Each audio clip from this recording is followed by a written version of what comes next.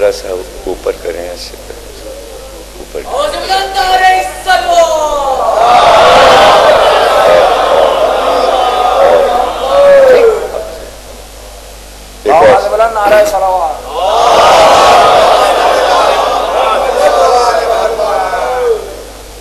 بسم اللہ الرحمن الرحیم. تمام تعریفیں اللہ کے لیے، درود اور سلام محمد اور آل محمد کا.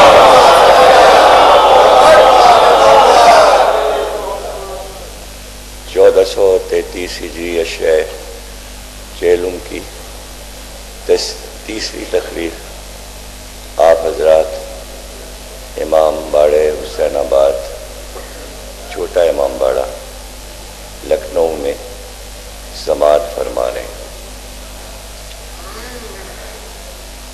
موضوع آپ کو علم ہے کہ ولایت علی یہاں کا موضوع ہے.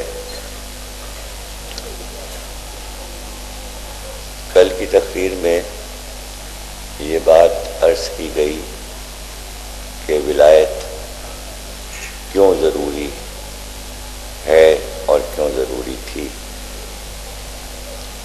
ظاہر ہے کہ اللہ کے پیش نظر اتحاد، انسانی اتحاد اور فکر کا اتحاد، ذہنی اتحاد بہت ضروری ہے انسانوں کے لیے. توحید، رسالت اور ولایت اللہ کے خزانے قدرت سے یہ ایک علم کی بارش تھی. اس سے پہلے اس طرح دین کو پیش نہیں کیا گیا تھا، اس لیے کہ اب دین کامل ہو رہا تھا اور اس دین کو قیامت تک جانا تھا. اس لیے اللہ نے اپنے ارادے سے، اپنے علم سے، قضا اور قدر سے یہ فیصلہ کیا کہ انسانوں کے لیے بہت ضروری ہے کہ وہ ولی کو سمجھیں کہ ولی کیا ہے. یعنی وہ اختیار، ولی یعنی وہ اختیار جو کائنات پر اللہ کا اختیار ہے. وہ جب اختیار کسی کو دیتا ہے،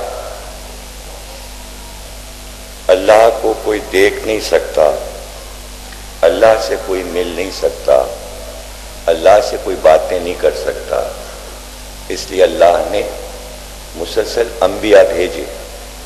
لیکن اب جب سلسلہ رسالت و نبوت ختم ہوا تو اب ولایت کی ضرورت تھی اور اس کا اعلان یہ ہونا چاہیے تھا کہ وہ ولی ہے. اور ولی کوئی چھوٹا موٹا منصب نہیں ہے. اللہ نے یہ بات بھی پہلے ہی انسانوں کو سمجھا دی تھی. یہ بات جو میں کہہ رہا ہوں بار بار کہ انسانوں کو، یہاں پر کوئی بھی عام تقریر کرنے والا یہی کہے گا کہ مسلمانوں کو سمجھانا تھا. میں اس موضوع پر گفتگو نہیں کرتا، اس لیے کہ اللہ کو محدود نہیں کرنا چاہیے. یہ بات میں بار بار اپیل کر چکا ہوں مسلمانوں سے کہ آپ اللہ کو اپنا سرمایہ سمجھتے ہیں اور آپ اللہ کا اپنے آپ کو ٹھیکیدار سمجھتے ہیں اور یہ سمجھتے ہیں بس اللہ ہے اور مسلمان ہیں اور پھر دنیا میں جتنی مخلوق ہے اس کا اللہ سے کوئی تعلق ہی نہیں. ذرا دیکھیے یہ سوچ کیسی ہے، میرے سمجھ میں نہیں آتی. اگر آپ کے سمجھ میں آتی ہے ٹھیک ہے، آپ جس کا چاہے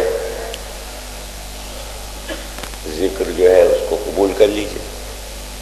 میرا ذہن اس بات کو قبول نہیں کرتا اور دین کو سمجھنے میں ایک غلطی ہوئی ہے. پہلے میں اس کی وضاحت کر دوں کہ اللہ نے توحید مسلمانوں کے لیے نہیں بھیجی، انسانوں کے لیے بھیجی. میں سب کا رب ہوں، میں سب کا رب ہوں، تو قرآن کو شروع ہی یہاں سے کرنا ہے۔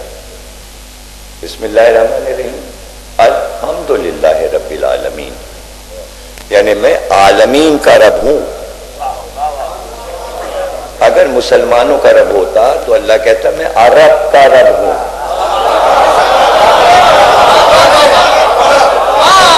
میں مکے کا رب ہوں، میں مدینے کا رب ہوں۔ ارے میں عالمین کا رب ہوں، اور عالمین میں جو کچھ ہے ان سب کا رب ہوں۔ اب اتنی اہم آیت جس سے قرآن شروع ہو رہا ہے، جب اسی کے معنی نہیں معلوم مسلمانوں کو تو میں کیا کروں؟ سمجھے نا؟ تو اب جب رب عالمین کا ہے تو کیا نبی عرب کا ہے؟ نبی مسلمانوں کا ہے؟ نبی جو ہے اللہ کا، جب اللہ عالمین کا ہے، اور عالمین میں جتنے انسان ہیں کسی بھی مذہب پر ہوں، کہیں بھی ہوں، سب کا رب ہے، تو پھر نبی کس کا؟ صرف مسلمانوں کا، عیسائیوں کا نہیں ہے، یہودیوں کا نہیں ہے، روس والوں کا نہیں ہے، امریکہ والوں کا نہیں ہے، نہیں۔ اگر میں عالمین کا رب ہوں تو یہ رحمت للعالمین ہے۔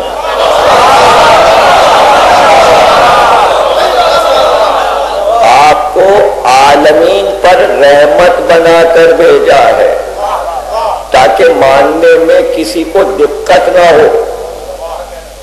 یہ نہیں کہا کہ آپ عالمین کے پیغمبر ہیں، رحمت ہے، یعنی عالمین کے جتنے انسان ہیں ان کے لیے آپ تکلیف دہ اور اذیت ناک نہیں ہیں، آپ رحمت ہیں، آپ رحمت بن کے آئے تو عالمین کے لیے رحمت۔ تو اب جب ولایت آئے گی تو کیا عرب کے لیے ہے، مکے اور مدینے کے لیے؟ تو ولی جو ہے وہ بھی عالمین کا ولی ہے، علی عالمین کا ولی ہے۔ اب لوگ بحث کرتے ہیں کہ بھئی تاریخ کے اعتبار سے علی کو خلیفہ بنایا گیا تھا تو علی کو خلافت نہیں ملی، تو نہیں ملی تو کیا ہوا؟ نہیں ملی، نہیں ملی، کیا اس خلافت سے علی ولی ہوتے؟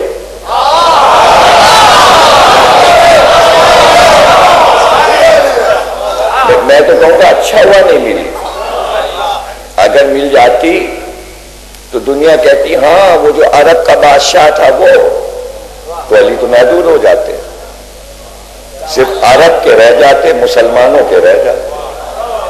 نہیں، علی تو ولی ہے کائنات کے لیے، کسی بھی مذہب کا ہو اس کے لیے ہے۔ تو اب یہ بتائیے علی کہاں نہیں ہے؟ علی کہاں نہیں ہے؟ اچھا، اور جو خلافت فاد ہے وہ کہاں ہے؟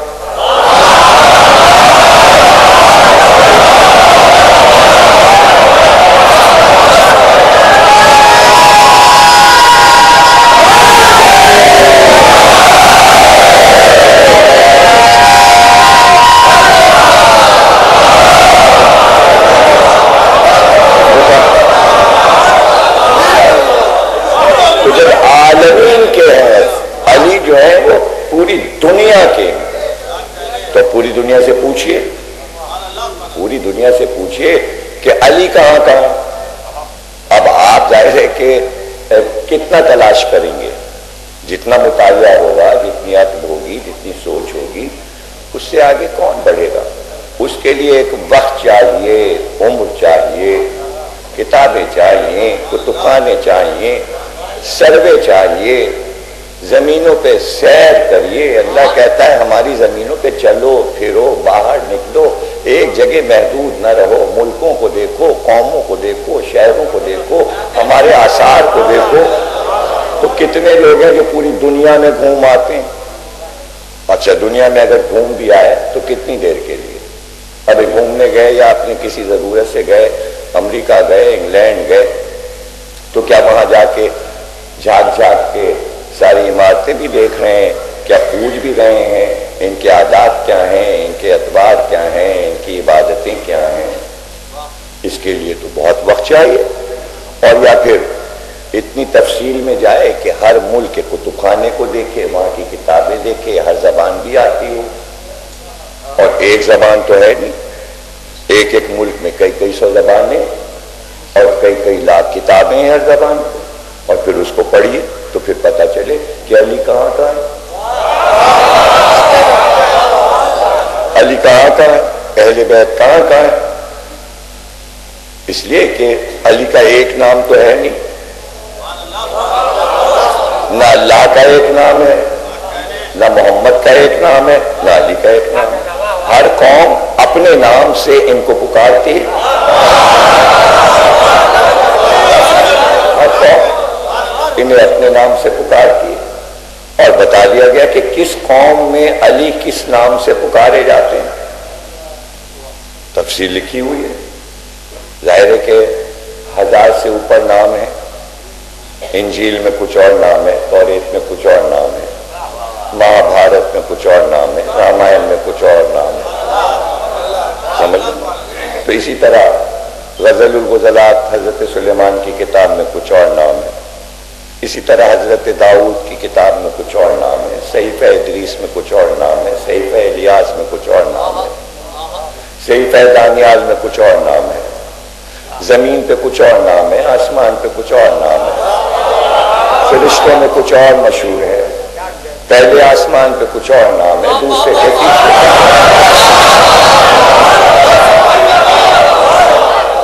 لوح پر کچھ اور نام لکھا ہے، کرسی کے گرد کچھ اور نام لکھا ہے، طوبہ کے پتوں پہ کچھ اور نام لکھا ہے، چاند پہ کچھ اور لکھا ہے، سورج پہ کچھ اور لکھا ہے، ستاروں پہ کچھ اور لکھا ہے، ہر جگہ علی علی۔ آپ جس ملک میں رہتے ہیں، یہاں آج سے تو آپ تو بہت بعد میں آئے ہیں، مسلمانوں کو آئے ہوئے تو ہندوستان میں کوئی 1000 برس ہو رہے، اس سے بہت پہلے یہاں علی کا نام موجود تھا، بہت پرانا نام ہے علی کا نام۔ یہاں مہابلی مشہور ہے، مہابلی کا نعرہ لگتا تھا، بلی کے معنی بھی علی ہیں،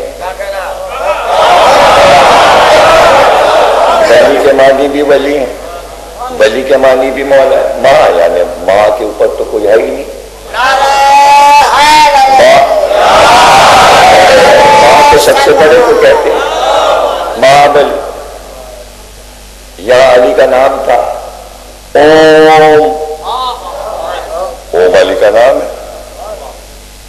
اب اوم کا راز ہے، اوم ایک نشان ہے، وہ نشان آرینس کا ہے، آرین کے نشان سے اوم بنا، جہاں جہاں آرینس گئے وہاں وہاں ان کا نشان گیا۔ جتنے قوموں میں بٹیں آرینس کی قومیں، ایران، جرمنی، ہندوستان کی طرف آرینس آئے، آرینس میں آگے برہمن آئے۔ اب برہمن کے علم میں ظاہر ہے کہ جو ان کا علم ہوتا ہے عوام تو نہیں پڑھ سکتے، جو خواص کا علم ہوتا ہے عوام کو نہیں پتا ہوتا، ان کی کتابوں میں کیا لکھا ہے۔ ظاہر ہے کہ عیسائی مذہب ہے، اس کو کیا پتا کہ ہماری انجیل میں کیا لکھا ہے۔ اب جب آپ مسلمان ہو کے الحمدللہ رب العالمین کے معنی نہیں جانتے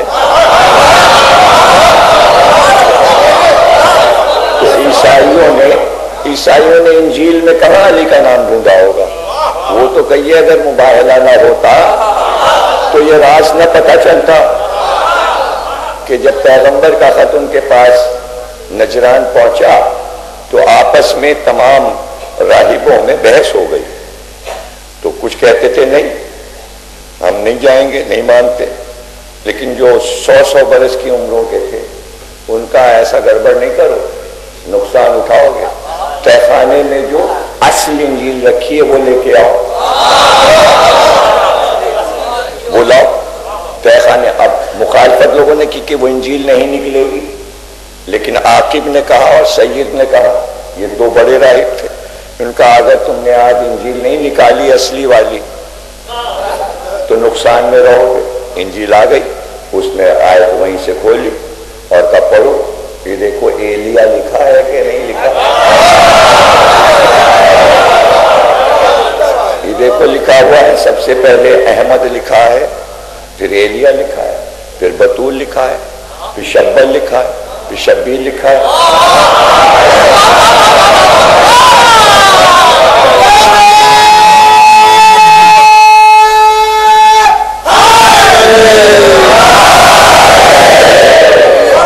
ایسے ہی توریت میں ظاہر ہے کہ توریت کو بدل دیا ان کے قوم والوں نے، لیکن کہیں نہ کہیں تو شنشب لکھا ہے نا توریت میں. تو اس کے معنی علی صرف عرب کی دنیا کے نہیں ہیں، مسلمانوں کے نہیں ہیں، بلکہ ہر جگہ.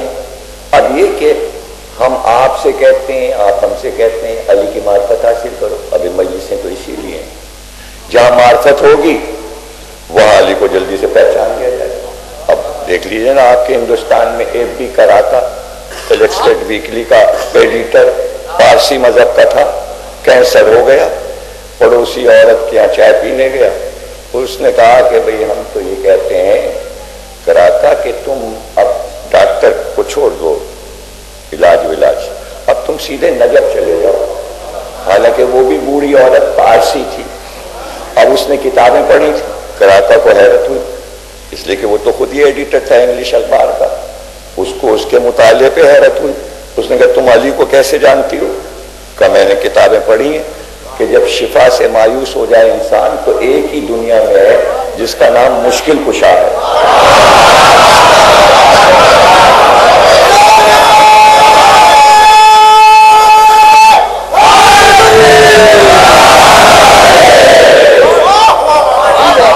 اور وہ بمبئی سے پاسپورٹ بنوا کے نجف چلا گیا. وہ تو واپسی پہ اس نے کتاب لکھی، کتاب کا نام ہے اور علی آ گئے، اور پھر علی آ گئے. کتاب کا نام ہے، انگریزی میں اس نے کتاب لکھی، ترجمے ہو چکے، پڑھ کے دیکھ لی. اب جب وہ نجف پہنچا تو رش بہت تھا، مجمع بہت تھا، اور اس کو ایک جگہ پر مجمع میں ہی جبکہ وہ ایک تکلیف میں مبتلا تھا روک دیا گیا کہ آپ نہیں جا سکتے پاسپورٹ کے اعتبار سے، آپ مسلمان نہیں ہیں، آپ نہیں جا سکتے. وہ کہتا ہے ایسے میں نے اندر سے پکارا کہ آپ نے بلایا ہے، میں نے آپ کو خواب میں دیکھا ہے، آپ نے مجھ سے کہا ہے کہ آ جاؤ میرے پاس، تب میں آیا. اب مجھے یہاں روکا گیا.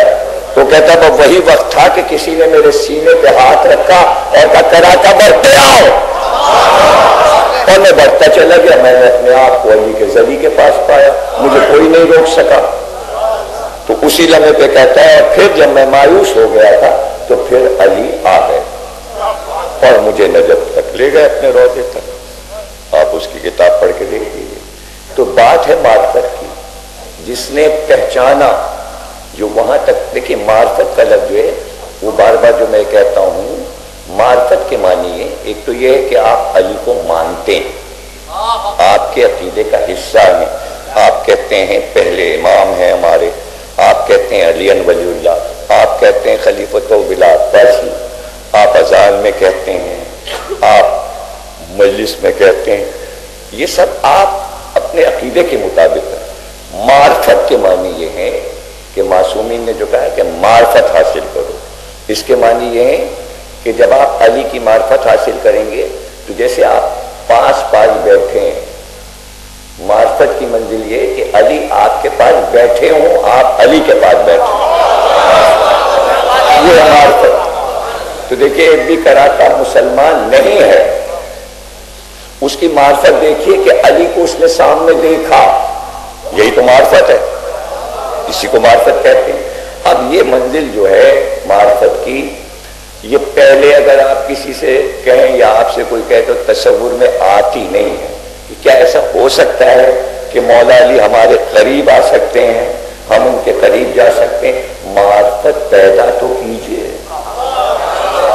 آپ کو خود ہی پتہ چل جائے گا. بالکل ایسا ہی ہوتا ہے، آپ کو محسوس ہوگا تنہائی میں کوئی آپ کے ساتھ چل رہا ہے،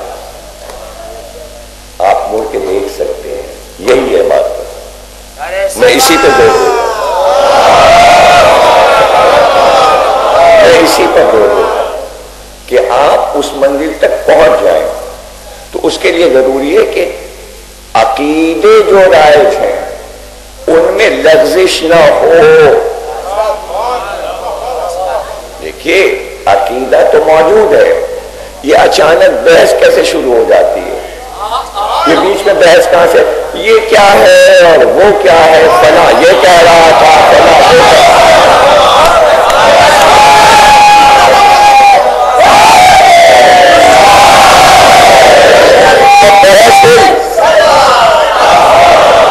آپ نے بحث میں حصہ لیا اور وہ جو اتنی سی محنت کی تھی محبت علی میں وہ بھی چلی گئی،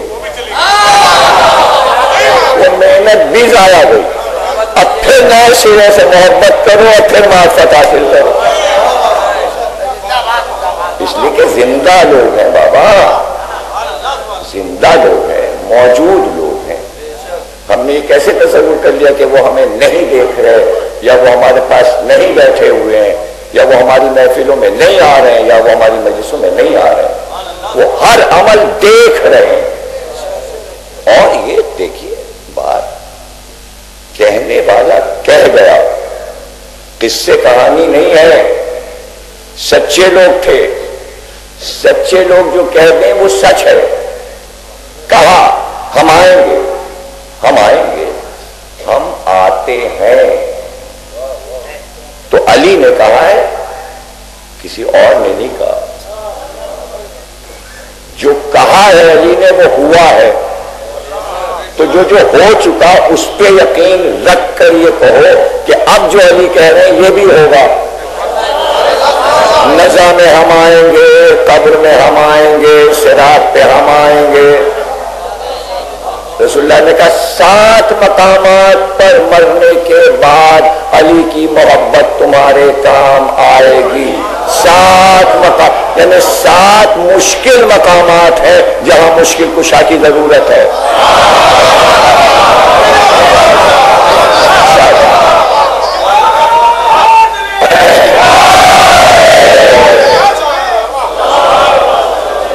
سمجھ؟ تو ہم تمیدی منزل پر ہیں، ابھی تو ہم آپ کے ذہن کو ایک گفتگو کی طرف لے جا رہے ہیں۔ تو علی عالمین کے لیے ہماری ہستیاں محدود نہیں ہیں کہ ہم مسلمانوں کی کتابی تاریخی بحثوں میں پھنس جائیں۔ ہمارا علی مسلمانوں کی تاریخوں میں محدود نہیں ہے۔ ہم خلافت کی بحثوں میں پھنس کر بے تکی باتیں نہیں کرنا چاہتے۔ یہ تو مسائل چٹکی میں حل ہو جاتے ہیں، چٹکی میں حل ہو جاتے ہیں۔ اس کو اب 1400 سال کے بعد کیا کہنا کہ اب کیا خلافت پر ہی بحث ہوتی رہے گی؟ اور نہیں ہوئی۔ اب یہ کہ یہ سمجھنے کے لیے کہ کیوں ایسا ہوا، تو کیا میں آپ سے پوچھوں کہ اگر علی چاہتے تو کیا مجبور تھے؟ اگر میں آپ کے ذہنوں سے سوال کر رہا ہوں، علی اگر چاہتے تو کیا مجبور تھے؟ اور سب کے مشکل کشا، اپنے مشکل کشا نہیں ہے۔ بھئی اگر ایسی مشکل آئی گئی تھی، منزل آ گئی تھی، تو علی سب کچھ کر سکتے تھے۔ تو اب اس پہ گفتگو کیجئے کہ علی نے ایسا کیوں نہیں کیا۔ اگر میں جواب دینے پہ آؤں تو 5 اشرے پڑھ دوں کہ علی نے ایسا کیوں نہیں کیا، ایسا کیوں نہیں کیا؟ سب کچھ تو سامنے موجود تھا۔ یہ ہوا کیا؟ پتہ چلا علی نہیں چاہتے تھے، علی نہیں چاہتے تھے کہ بھئی 25 سال خاموش بیٹھے ہوئے اور ذوالفقار ہی نہیں نکال ہے۔ بدر و احد و خندق و خیبر و حنین میں شجاعت سے لڑنے والا، دین کی دھاگ بٹھانے والا، یہ ایک دم سے چپ کیسے بیٹھ گیا؟ یہ چپ میں کیا راز ہے؟ تو راز سمجھنا ہے نا بھائی، رموز سمجھنا ہے نا، بحث نہیں کرنی، تاریخی بحث نہیں، رموز سمجھو، رموز سمجھو۔ یہ کیا ہے رموز؟ اور اس کے لیے علی کی لائف کو، پوری زندگی کو غور سے پڑھنا پڑے گا، تب جا کے ولایت علی سمجھ میں آئے گی۔ کہ مقصد زندگی کیا ہے علی کا، اس کو پا لیجیے۔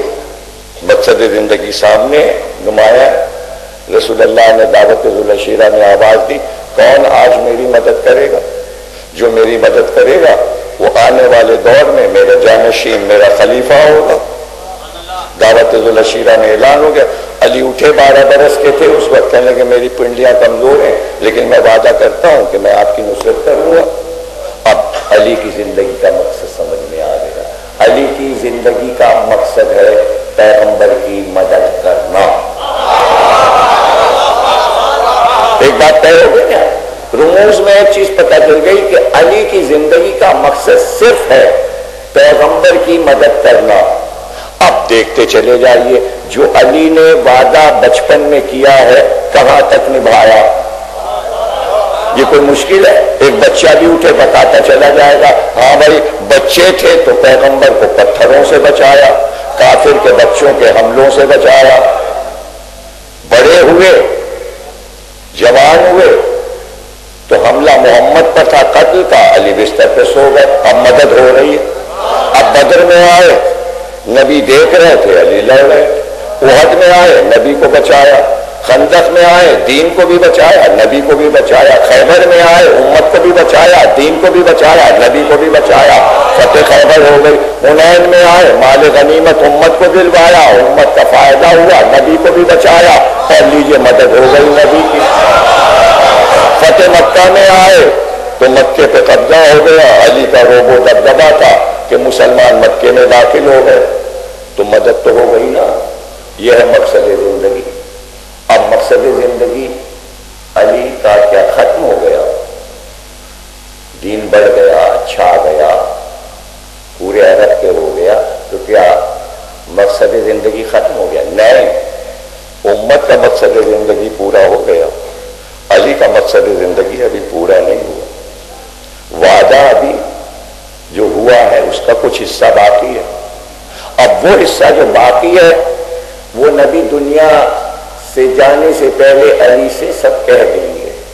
تو پہلے خلیفہ بھی ہیں، علی امام بھی ہیں، علی ولی بھی ہیں، علی جانشین نبی بھی ہیں، سب کچھ ہے علی۔ اب علی وصی بنیں گے، یعنی نبی وصیت کرے گا، وصیت میں بتائے گا میرا جنازہ ایسے تیار کرنا، میری قبر ایسے بنانا، مجھے اس طرح دفن کرنا، یعنی ابھی ایک بڑا کام خدمت نبی کا علی کے ذمے ہے۔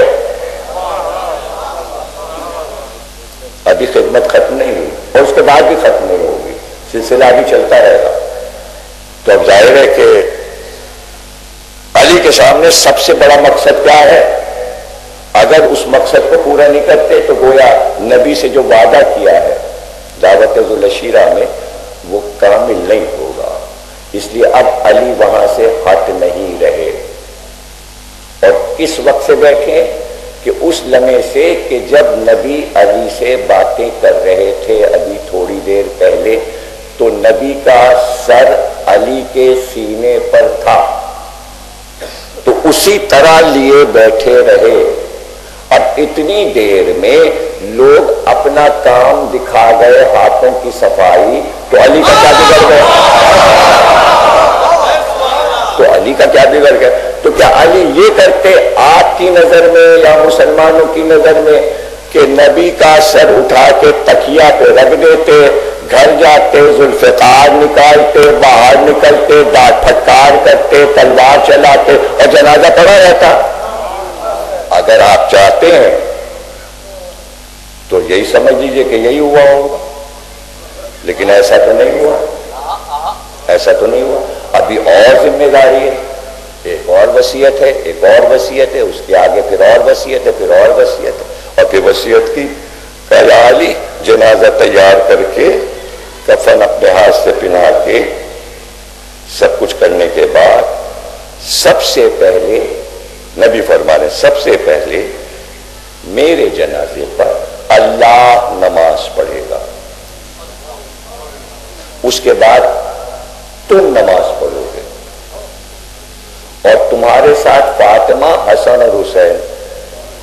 جب تم سب پڑھ لینا نماز، پھر باہر والوں کو اجازت دینا کہ وہ آئیں نماز پڑھے ہو جائے.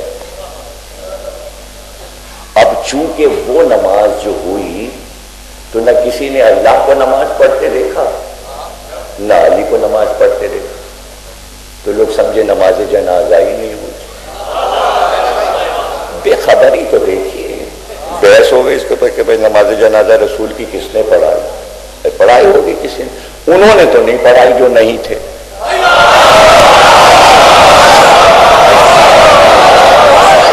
اب کسی نے بھی پڑھائی، کسی نے بھی پڑھائی. اب اس کے بعد آپ دیکھیں کہ یہ سب وقت جو گزر رہا ہے، اب خدا نہ کرے کہ یہاں تو خیر پاٹا نالا تھا اور وہ ظاہر لوگ دیکھتے بھی نہیں تھے کہ پاٹے نالے کے اندر غسل خانے میں کیا ہو رہا ہے. لیکن بہرحال جہاں پاٹے نالے کا غسل خانہ نہیں ہے وہاں تو لوگوں کو خود ہی مصروف ہونا پڑتا ہے. تو انہیں پتا ہوگا کتنی دیر کس کام میں لگتی ہے. خدا نہ کرے. ساتھ قرآن درمیان، شیطان کے کان بہرے.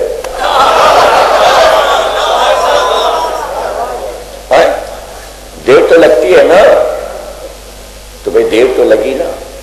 اب حجرے میں گئے علی اور باہر عباس بن عبد المطلب کے دو بیٹے قسم بن عباس، عبداللہ ابن عباس کھڑے. یا علی ہمیں بھی موقع دیجئے، ہم بھی تو بنی ہاشم ہیں پیغمبر کی خدمت کے لیے. تو اس کے لیے بھی رسول اللہ نے وصیت کی، یا علی تم غسل دینا، اگر کوئی غیر معصوم آیا تو اندھا ہو جائے گا، اندھا ہو جائے گا. اس لیے جو بھی آنا چاہے اس کی آنکھ پہ پٹی باندھ دینا.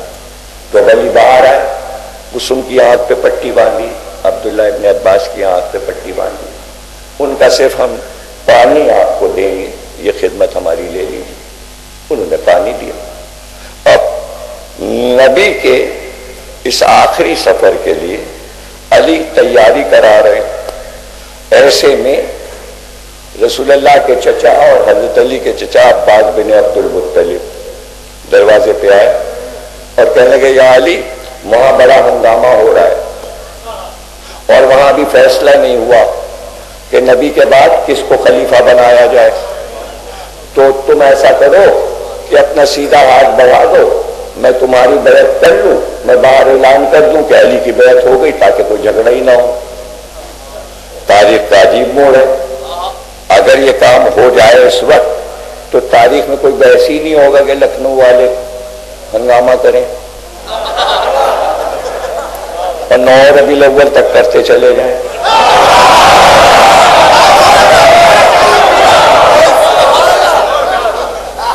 ہوئے گا نہیں. جب علی کی بیعت ہو گئی تو اب خلیفۃ بلا فصل بھی کہنے کی ضرورت نہیں ہے. اب تو سیدھی سیدھی اذان ہوگی علی ولی اللہ، میں بوڑھا ہوں، میں تمہارا چچا ہوں، میں تمہارا بزرگ ہوں، میری بات سب مان لیں گے. میں کہہ دوں گا علی کی بیعت ہو گئی. تو اب علی مصروف ہیں، مڑے نہیں بلکہ وہیں سے جواب دیا چچا کیا امت غدیر خم بھول گئی ہے؟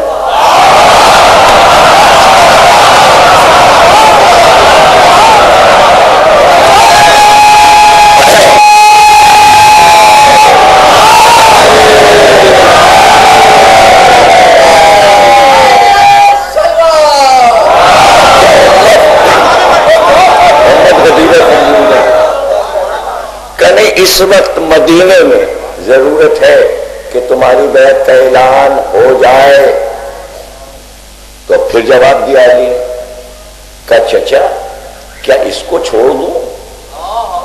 اب یہ قیامت تک کے لیے ایک سوال ہے علی کا، جتنا چاہے دانشور اس پہ لکھے. چچا اس کو چھوڑ دوں؟ اس کے پیچھے کوئی جملہ ہے نا، دعوت ذو العشیرہ سے چلا آ رہا ہے. تو کیا علی اپنے وعدے سے پھر جائے؟ کیا مطلب ہے؟ ابھی میر انیس نے تو لکھنؤ کی سرزمین پر کہا نا، لکھنؤ کی سرزمین پر کہا نا، عرصے کے بعد کہا نا، 1400-1300 برس کے بعد کہا نا. وعدہ آسان ہے، وعدے کی وفا مشکل ہے. جن کے رتبے ہیں سوا ان کو سوا مشکل ہے. سہل ہے عشق بشر، عشق خدا مشکل ہے۔ تو آپ کیا سمجھتے ہیں؟ جن کے رتبے ہیں سوا، ان کو سوا مشکل۔ وعدہ آسان ہے، وعدے کی وفا مشکل ہے۔ وعدہ دعوت ذوالعشیرہ کا ہے، اس کو وفا ہونا ہے۔ لیکن میں اگر ہوتا تو میں کہتا مولا وعدہ آپ کا وفا ہو رہا ہے، آپ مصروف ہیں، نبی کی خدمت کر رہے ہیں، ایک ذرا سا ہاتھ بڑھا دیجیے دروازے کے باہر، ایسے کر کے اتنا سا ہاتھ دروازہ کھول کے کنڈی کھول کے بڑھا دیجیے، آپ کا چچا بیعت کر لے، سب کو پتہ چل جائے، معاملہ ختم ہو جائے، سقیفہ ٹھپ ہو جائے۔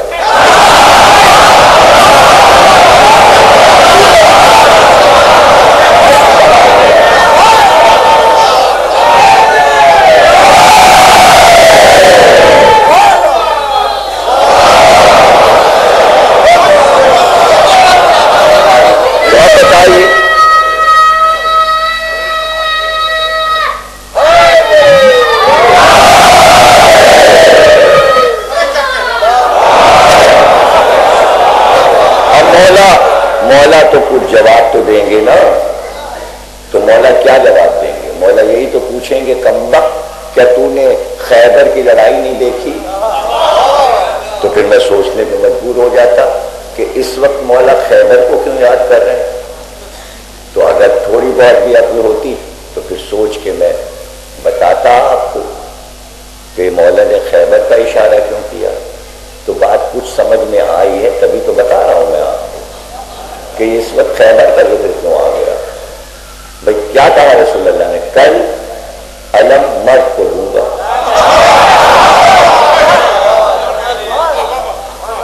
ارے کہاں یار، آپ لکھنؤ کے لوگ ہیں، ہمارا ساتھ نہیں دیتے۔ کیا آپ یہ محاورہ نہیں بولتے؟ بھائی میں نے کہہ دیا بس اتنا مکان جو ہے 35 لاکھ کا، دیکھیے پھر بڑھائیے گا نہیں۔ ارے مرد کی زبان ہے۔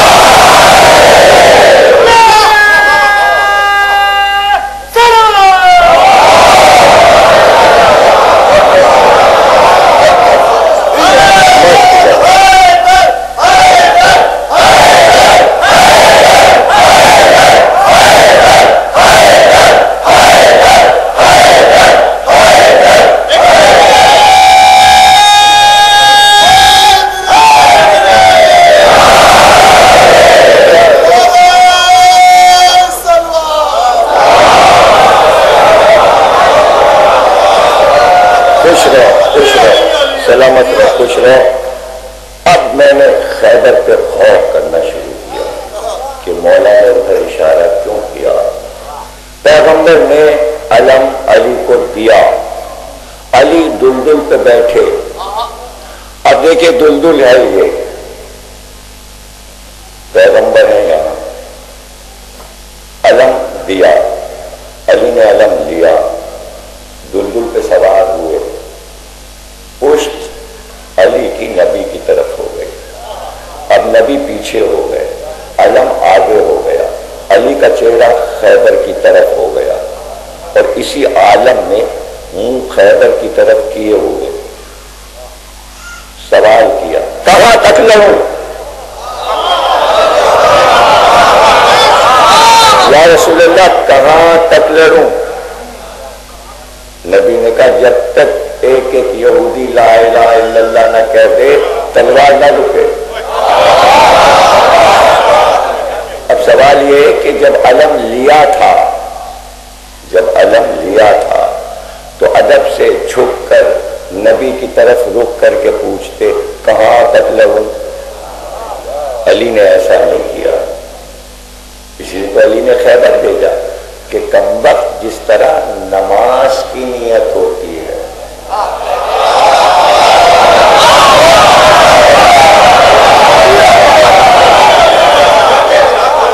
ارے بھائی نماز تو ماشاءاللہ سبھی پڑھتے ہیں نا، تو اب نماز تو نہیں بتاؤں گا نا میں، پتا ہے نا کہ جب وضو کر کے مصلی پہ کھڑے ہو گئے تو آپ نے کچھ کہا، کیا کہا؟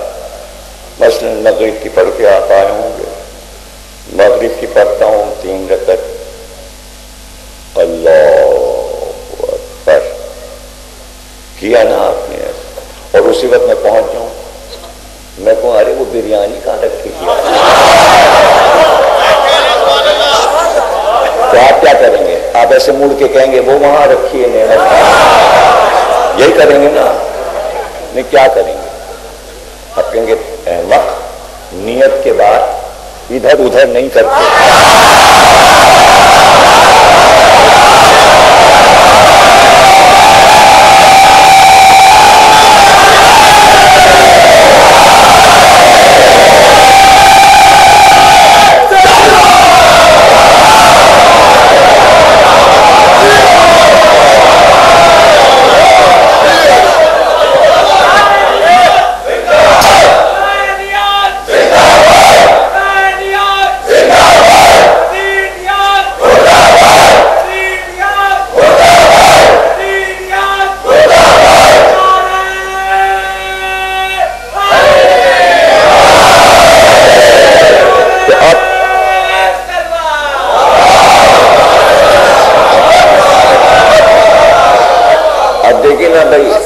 نیت کے بعد نماز تو نہیں توڑی جاتی، اور اگر کبھی ٹوٹ جائے تو کفارہ تو ہوتا ہے، تو معصوم تو کفارہ نہیں دے گا، اور میں معصوم کی ٹوٹ، عام آدمی کی دیکھے بات اور ہے، وہ تو حکیم صاحب عالم صاحب تھے، سنا ہے نام آپ نے؟ ارے چپ ہے یہاں، ارے بھائی سٹی کالج ہے یہ، شیعہ سٹی برانچ، یہ ان کی کوٹھی ہے، حکیم صاحب عالم صاحب، آگے بڑھیے تو بجازے میں ان کا مطلب تھا، حکیم صاحب عالم صاحب کا، صبح کو کنجی مطلب کی رکھے کہیں بھول گئے، یاد ہی نہیں آ رہی، شام ہو گئی، مطلب کا وقت ہونے لگا، سوچا کہ چلو مغرب کی پڑھ کے نکلیں گے، جیسے ہی نیت کی یاد آ گیا چابی کہاں ہے، جلدی سے دوڑے اور چابی اٹھا لی کہیں پھر نہ بھول جاؤ۔ اب مطلب جانے سے پہلے سیدھے گئے سرکار ناصر ملت کے پاس، اعلیٰ مقام، سرکار کیا کرتا، یاد ہی نہیں آ رہی، جیسے ہی نیت کی ویسی یاد آئی کہ چابی کہاں ہے، اب میں نے توڑ دیا، اب کفارہ بتا دیجیے، تب جو بھی کفارہ دیا ہونا، یہ قصہ ہمیں نہیں پتا، لکھنؤ والوں کو معلوم ہے، ہم کو تو جوش ملی آبادی نے سنایا تھا،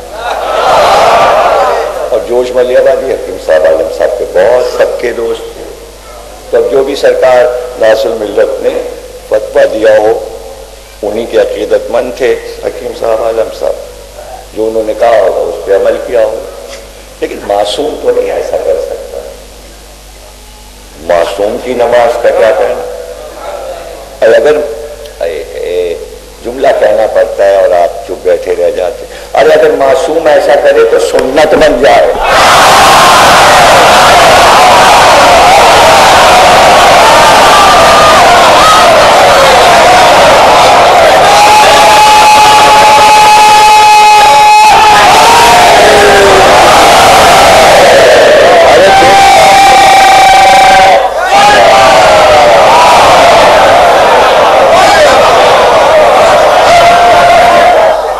دوسرا جملہ تو آپ نے سنا ہی نہیں، یہ میں نے کیوں کہا، پھر سے سن لیجئے، معصوم سے خطا ہو ہی نہیں سکتی، اور اگر ایسا عمل ہو جائے تو سنتی رہ جائے گا،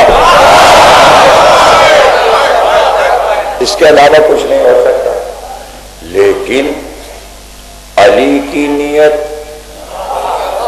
اللہ اکبر، تو علی نے سمجھایا اسلام کو کہ جیسے نماز کی نیت ہے توڑی نہیں جاتی، جیسے روزے کی نیت ہے توڑی نہیں جاتی، اسی طرح حج کی نیت ہے توڑی نہیں جاتی، اسی طرح جہاد کی نیت ہے توڑی نہیں جاتی، اور جہاد کی نیت کیا ہے؟ جہاد کی نیت یہ کہ جب منہ میدان کی طرف کر لے تو میدان سے پیٹ نہیں پھیرے۔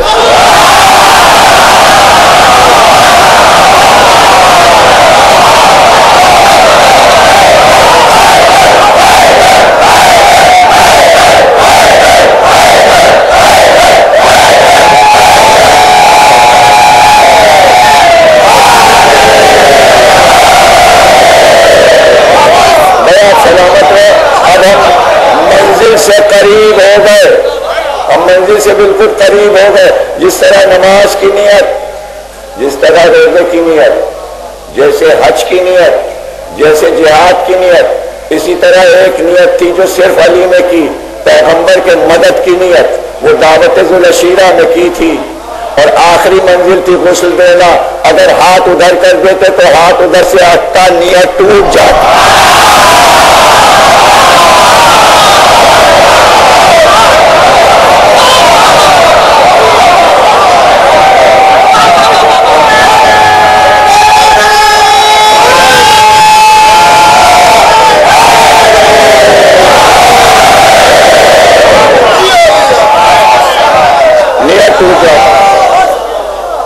یعنی جو پیغمبر سے وعدہ کیا ہے مدد کا، اس کی نیت ٹوٹ جاتی ہاتھ بڑھا دینے میں، یعنی ہاتھ ادھر سے اٹھا لیا، پھر سے سمجھانا پڑے گا۔ اچھا دیکھیے میں پھر سے سمجھاتا ہوں۔ وضو کیا، مصلی پہ آئے، اور آپ نے کہا 3 رکعت پڑھتا ہوں مغرب کی قربت من اللہ، یہ کیا ہے؟ یہ کیا ہے؟ یعنی اس وقت میں نے دنیا کے تمام کاموں سے ہاتھ اٹھا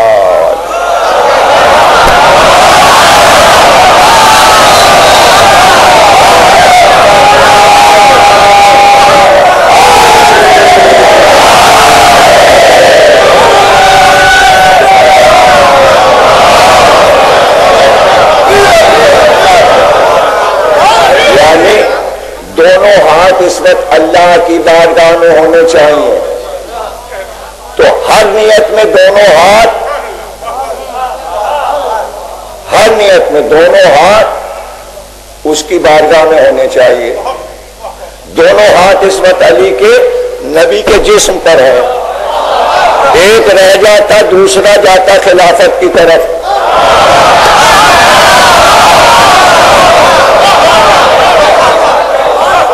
بیعت کے لیے تو اپنی غرض شامل ہو جاتی، علی کی نیت ٹوٹ جاتی۔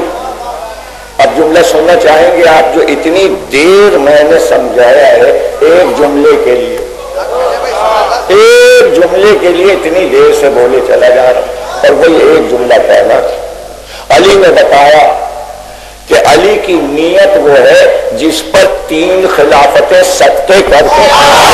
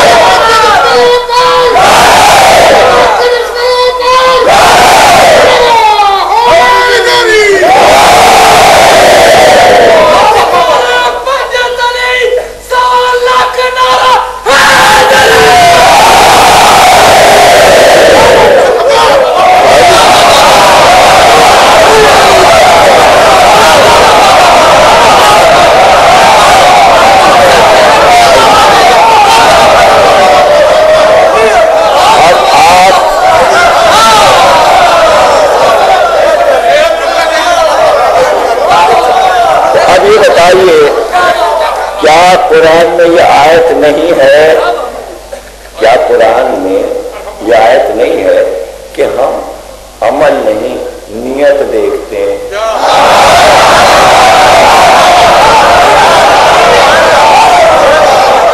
تو جب آپ کی نیت اتنی قیمتی ہے کہ آپ بچائے رکھتے ہیں کہ اللہ دیکھ رہا ہے، تو علی اپنی نیت کو بچاتے نہیں؟ تو نیت بچانے میں اگر یہ سب کچھ جا رہا ہے تو جائے، جا رہا ہے تو جائے۔ تو اب کیا سوال پیدا ہوا تھا شروع میں کہ یہ راز پتہ لگانا ہے کہ علی نے ایسا کیوں نہیں کیا۔ اس لیے نہیں کیا کہ علی دنیا کے جنجال میں پھنسنا نہیں چاہتے تھے، اس لیے کہ علی دنیا حاصل کرنے نہیں بھیجے گئے تھے، دنیا تو تھی ان کی، دنیا تو تھی ہی ان کی۔ تو دوسری طرف کیا جملہ آنا چاہیے کہ دین حاصل کرنے آئے؟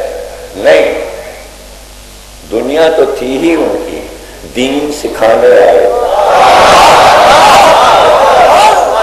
دین سکھانے آئے تھے۔ دین یعنی دنیا کو بتانے آئے تھے کہ اللہ کا راستہ کیا ہے اور اس پر کیسے چلا جاتا ہے۔ تو اس لیے علی اپنی نیت کو سلامت رکھ کر انسان کو بتا رہے تھے اپنی نیتوں کو بچانا۔ اچھا، نیتوں میں دیکھیے کیا کریں، نیت تو دل میں ہوتی ہے نا، تو کیا پتہ تو چلتا ہے، لیکن اس کے باوجود بہت سے لوگ ایسے چلتے پرزے ہوتے ہیں کہ پتہ لگا لیتے ہیں، وہ فوراً پتہ لگا لیتے ہیں۔ یہ دیکھیے پلیٹ سے گلاب جامن اٹھائے اور وہ ہاتھ سے چھوٹی گری، آپ نے نظر لگائی،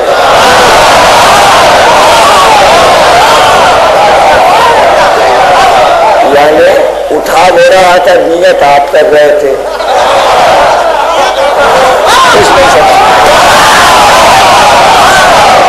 تو ایسے کو کیا کہتے ہیں؟ ایسے کو بڑا بدنیت ہے، میں اس کے سامنے نہیں کھاؤں گا، یہ بدنیت ہے، نظر لگائے۔ ذرا ذرا سی بات میں نیت پر کی جاتی ہے، یہ تو دین و ایمان کا معاملہ تھا، اور نیت جاننے والا وہ تھا، سمجھ گئے نا؟ تو اب اس پہ آپ غور کر لیجیے کہ علی کے لیے دنیا کوئی مسئلہ نہیں ہے، کوئی بھی مسئلہ نہیں، اس لیے کہ علی کدال لیے ہوئے باغ میں زمین کھود رہے، پسینہ آ رہا ہے، دھوپ تیز ہے، اپنے کام میں مصروف ہے، آواز آئی میں حاضر ہوں۔ علی نے سر اٹھایا، دیکھا ایک دلہن سامنے کھڑی، اے سونے کے زیورات سر سے پیر تک پہنے، سجی بنی بہترین لباس، جیسے دلہن سجائی گئی ہو چوتھی کی۔ اب آپ نے نہیں دیکھا تو ہم کیا کریں، اب آپ نے نہیں دیکھا، چلو بچوں کو بتائے دیتی۔ جواہرات کا جھومر سر پہ تھا، کندن کا ٹیکا سر پہ تھا، موتی اور لال یاقوت کی چنی کی نتھ ناک میں تھی، بڑے بڑے جھالے کاندھے پر، گلے میں گلو بند، نیکلس، چنن ہار، پچلڑی، ستلڑی، ڈھولنا ہار، ہاتھ میں کنگن، چوڑی، پٹری، امرتی کے کنگن، پیر میں پازیب، چھانچ، لچھے، ہاتھوں میں انگوٹھیاں، کمر میں کرگھنی،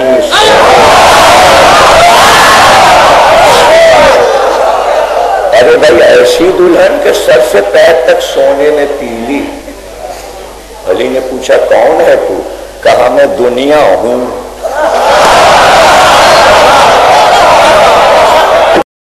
مجسم بن کے آئی ہوں، میں ہوں دنیا۔ کیوں آئی ہے؟ مجھ سے نکاح کر لیجیے، مجھ سے شادی کر لیجیے۔ آئیے کسی کے پاس دنیا سج بن کے، نہج البلاغہ پڑھیے تو پتہ چلے گا کب آئی تھی اور کیسے آئی۔ نہج البلاغہ میں ہے یہ بھائی، نہج البلاغہ میں۔ اور اس کے بعد علی نے کیا کہا؟ وہ کہہ رہی ہے نکاح کر لیجیے، علی نے کیا کہا؟ جا میں نے تجھ کو طلاق دی، طلاق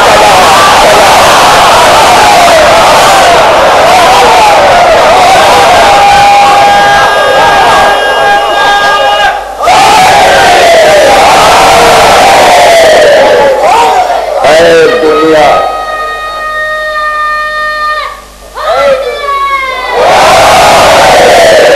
دنیا جا میں نے تجھ کو طلاق دی۔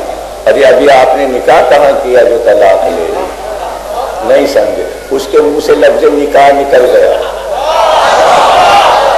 تو اسے رد کرنے کے لیے لفظ کو علی نے کہا جا تجھے 3 بار طلاق دی۔ 3 بار طلاق یعنی رجوع ہے ہی نہیں،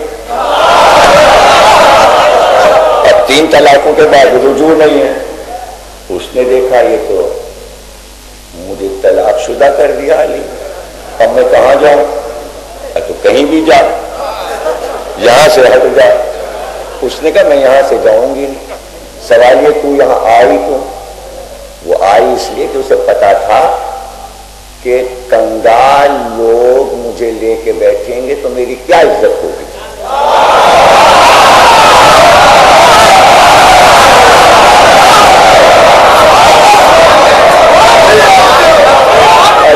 بنی بقال اگر مجھ سے نکاح بھی کر لیں تو کیا فائدہ؟ دنیا میں کہلائیں گے ایسا کہ کچھ دیکھا ہی نہیں تھا، اب ذرا سی دولت آ گئی اچھلنے 9 دولت ہوئے، تو دنیا کا دل جلتا۔ کہاں آ گئی؟ چھوٹے لوگوں میں۔ تو اس نے در ڈھونڈا ادھر دیکھ کے میں کس کے گھر جا کے نکاح میں بیٹھوں کہ قیامت تک میری عزت ہو۔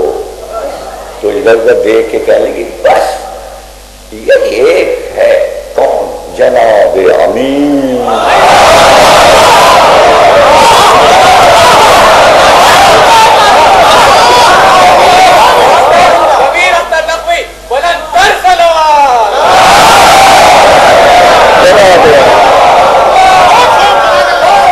علی نے نکال دیا، اب وہ جائے نا۔ کیا کیا اس چالاک نے؟ آ کے علی کے دروازے سے چپک کے بیٹھ گئی۔ علی کی شہادت ہو گئی، اب وہ بیٹھی۔ امام حسن باہر نکلے، دیکھا تو یہاں کیوں بیٹھی ہے؟ میں تو یہاں سے نہیں جاؤں۔ 6 مہینے تک حسن کہتے جا علی کا دروازہ چھوڑ، اب وہ دنیا میں نہیں رہے، جا جا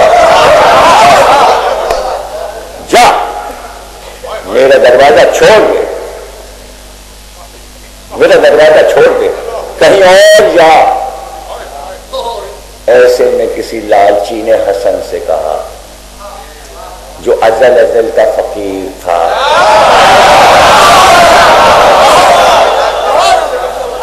حسن نے جلدی سے کاغذ پہ دستخط کر دیا، لے یہ لے جا دنیا۔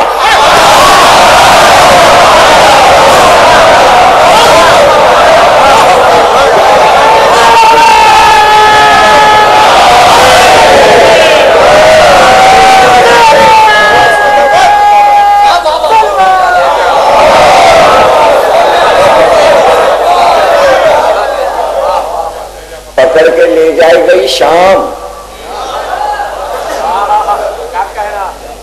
حسن کا دروازہ خالی ہو گیا، اطمینان ہوا، دنیا گئی۔ اب کیا ہوا؟ حسن نے کہا تجھے پتہ چلے گا۔ وہ دن آج کا دن، دنیا گنڈوں میں پھنسی ہوئی ہے۔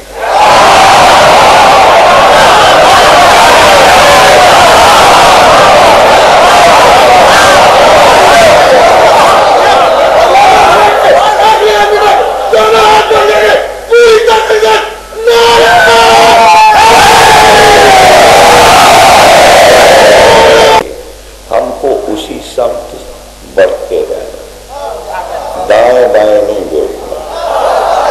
یہ دنیا کے مسائل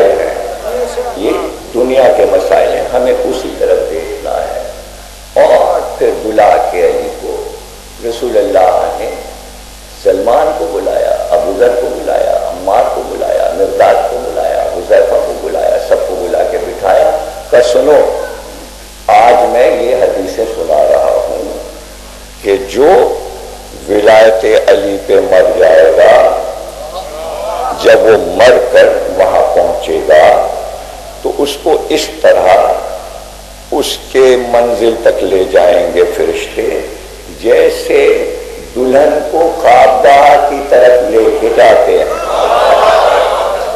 اور جب وہ وہاں پہنچے گا تو علی اپنے ہاتھ سے اس مومن کے سر پر ولایت کا تاج رکھ کر کہیں گے، ولایت کا تاج رکھ کر کہیں گے کہ یہ جو زمین کا پورا گولا ہے، پورا ارض، اس کے برابر 12 دنیایں تیری حکومت میں دے دی گئی.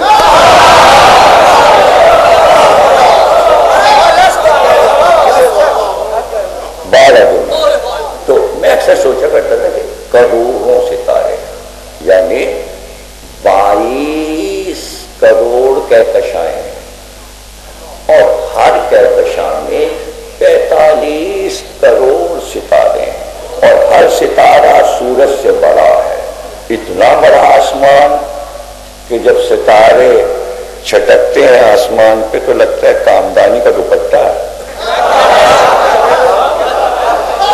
تو میں سوچتا کہ یہ خالی پڑے ہوئے ہیں، یہ خالی رکھے گئے ہیں، انہیں وہ لوگ بسائیں گے جو ولایت علی کا تاج پائیں گے.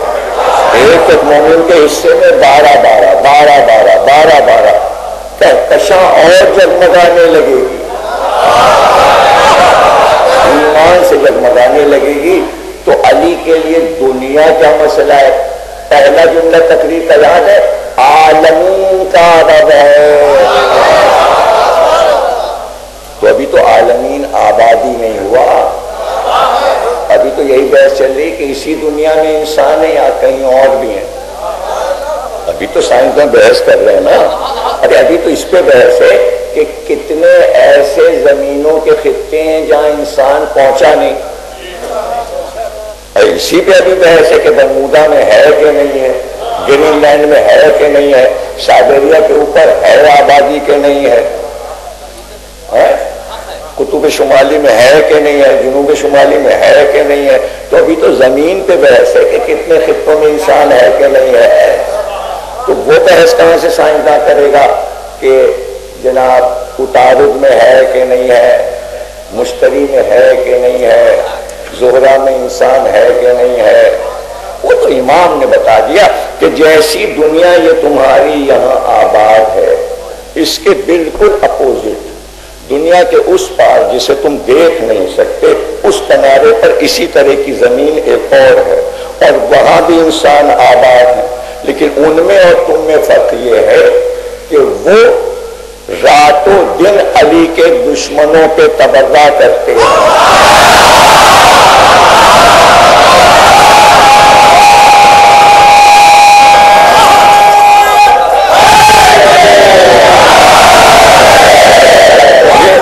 امام صادق فرما رہے ہیں.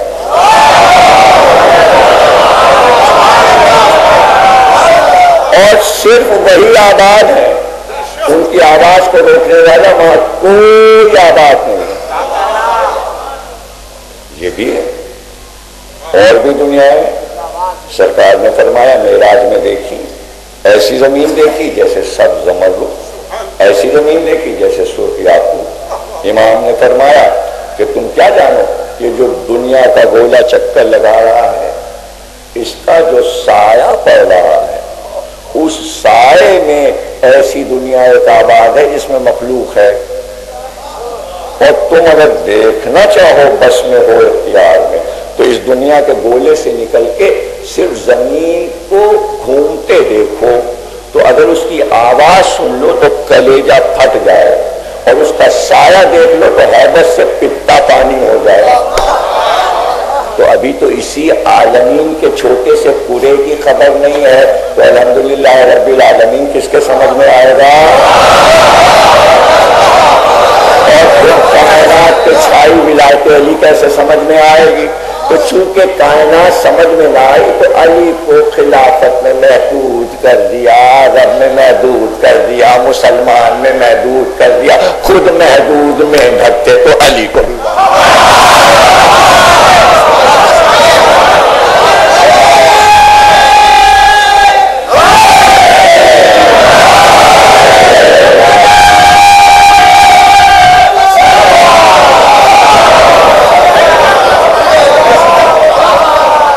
سوچ کو بڑا کیجیے، فکر کو بڑا کیجیے، کائنات کے بارے میں سائنس سے پتہ لگائیے کہ یہ کائنات کتنی وسیع ہے۔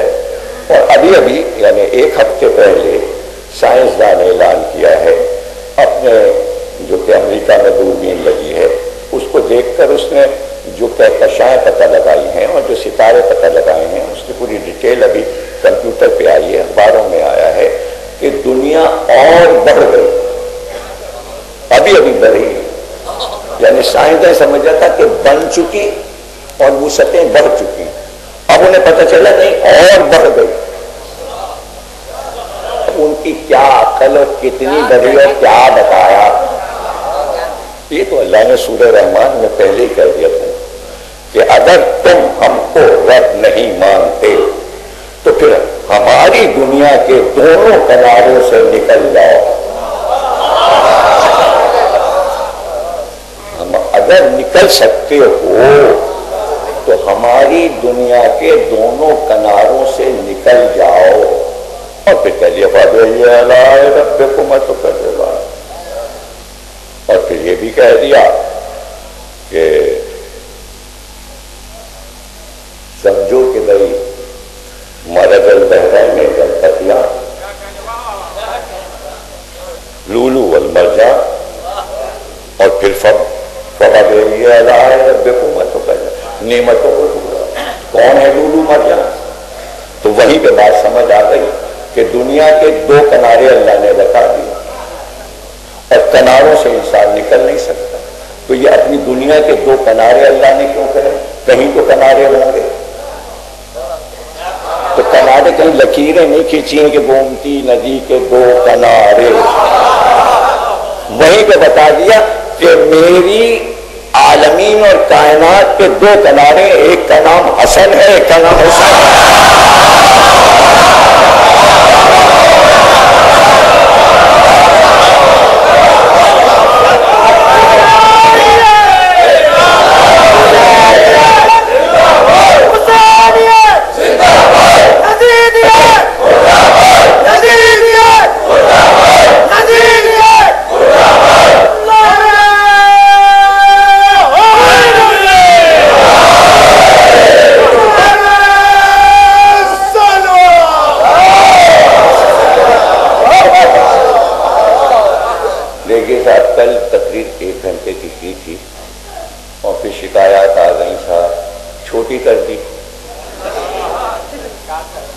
اچھا جب پہلے دن 2 گھنٹے کی تھی تو جدھر سے گزرا تھا یہ وہ جا رہے ہیں 2 گھنٹے کی کر،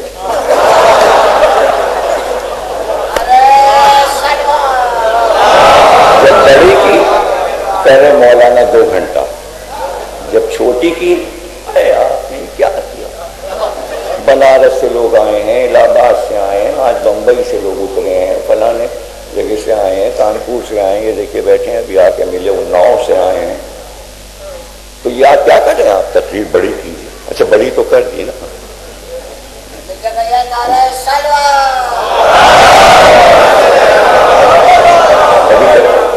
ارے چھوٹی اچھی ہوتی ہے، بڑی مجلس اچھی نہیں ہوتی، میں آپ کو بتا رہا ہوں، چھوٹی مجلس بہت عمدہ ہوتی ہے جیسے کل ہوئی، لیکن اب آپ بہت سے لوگ چاہ رہے ہیں کہ بھائی بڑی، یعنی مولانا علی عباس کی مجلس درگاہ کی اور دیر میں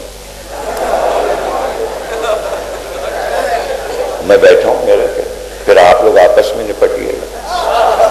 اب یہ ماشاءاللہ دیکھیے انجمن ناصر اسلام کے نوجوان کیا عمدہ انتظام کیا انہوں نے، اور کیسے دیکھیے یعنی پھاٹک صاحب اوم پرکاش صاحب کے ساتھ لگی گئے تھے، بلا کے دیجیے، ذاکر پاکستان سے طے کر لیا تھا بچوں نے، اور دیکھیے بلوا لیا، یہی تو ایک کارنامہ لگنا مشکل ترین کام ہے۔ امریکہ کا ویزا فوراً مل جاتا ہے، لندن کا مل جاتا ہے، 5 سال کا میرا لگا ہے امریکہ، 5 سال کا لگا ہے لندن کا، جرمنی کا، ہر جگہ کا سب ویزے لگے، یہاں کا ویزا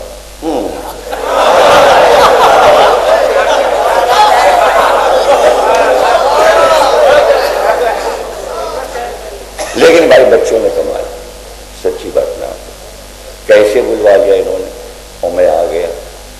تو اب آپ کے سامنے ہوں, جتنا چاہے سنیے. اور دیکھیے آپ ذرا سا اس پہ غور کر لیجیے. اب ایک ہفتہ میرا, یعنی آج کا دن گزر گیا, 7 دن بچے ہیں.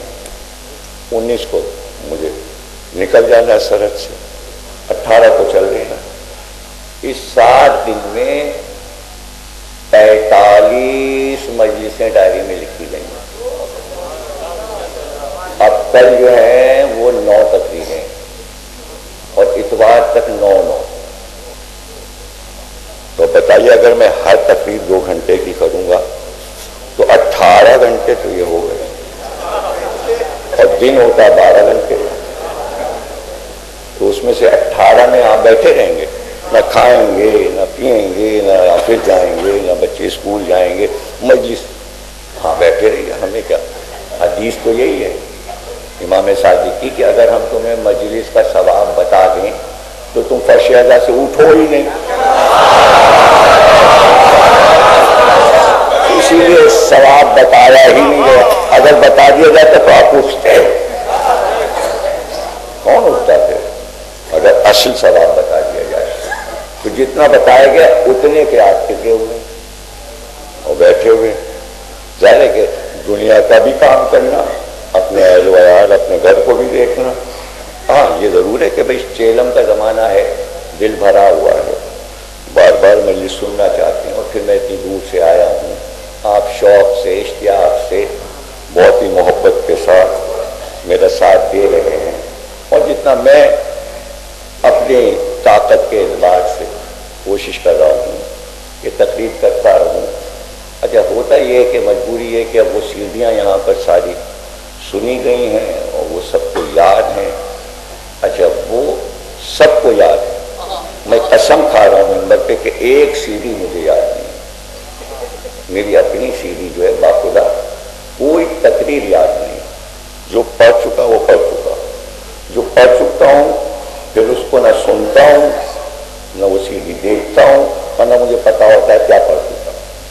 اور مجبوری ہے میری کہ جب ممبر پہ بیٹھتا ہوں کہ جو بولتا ہوں وہ ہوتا ہے کہ جو نہیں بولا, جو نہیں کہا. تو اس لیے میں دوہرا نہیں سکتا. ہاں یہ ہو سکتا ہے کہ موضوع ایک نیا موضوع بنے, مثلا اودھ کے بادشاہوں کی خدمات اہل بیت, خدمات عزاداری, اس کی بھی فرمائش ہے. انشاءاللہ کوشش کروں گا.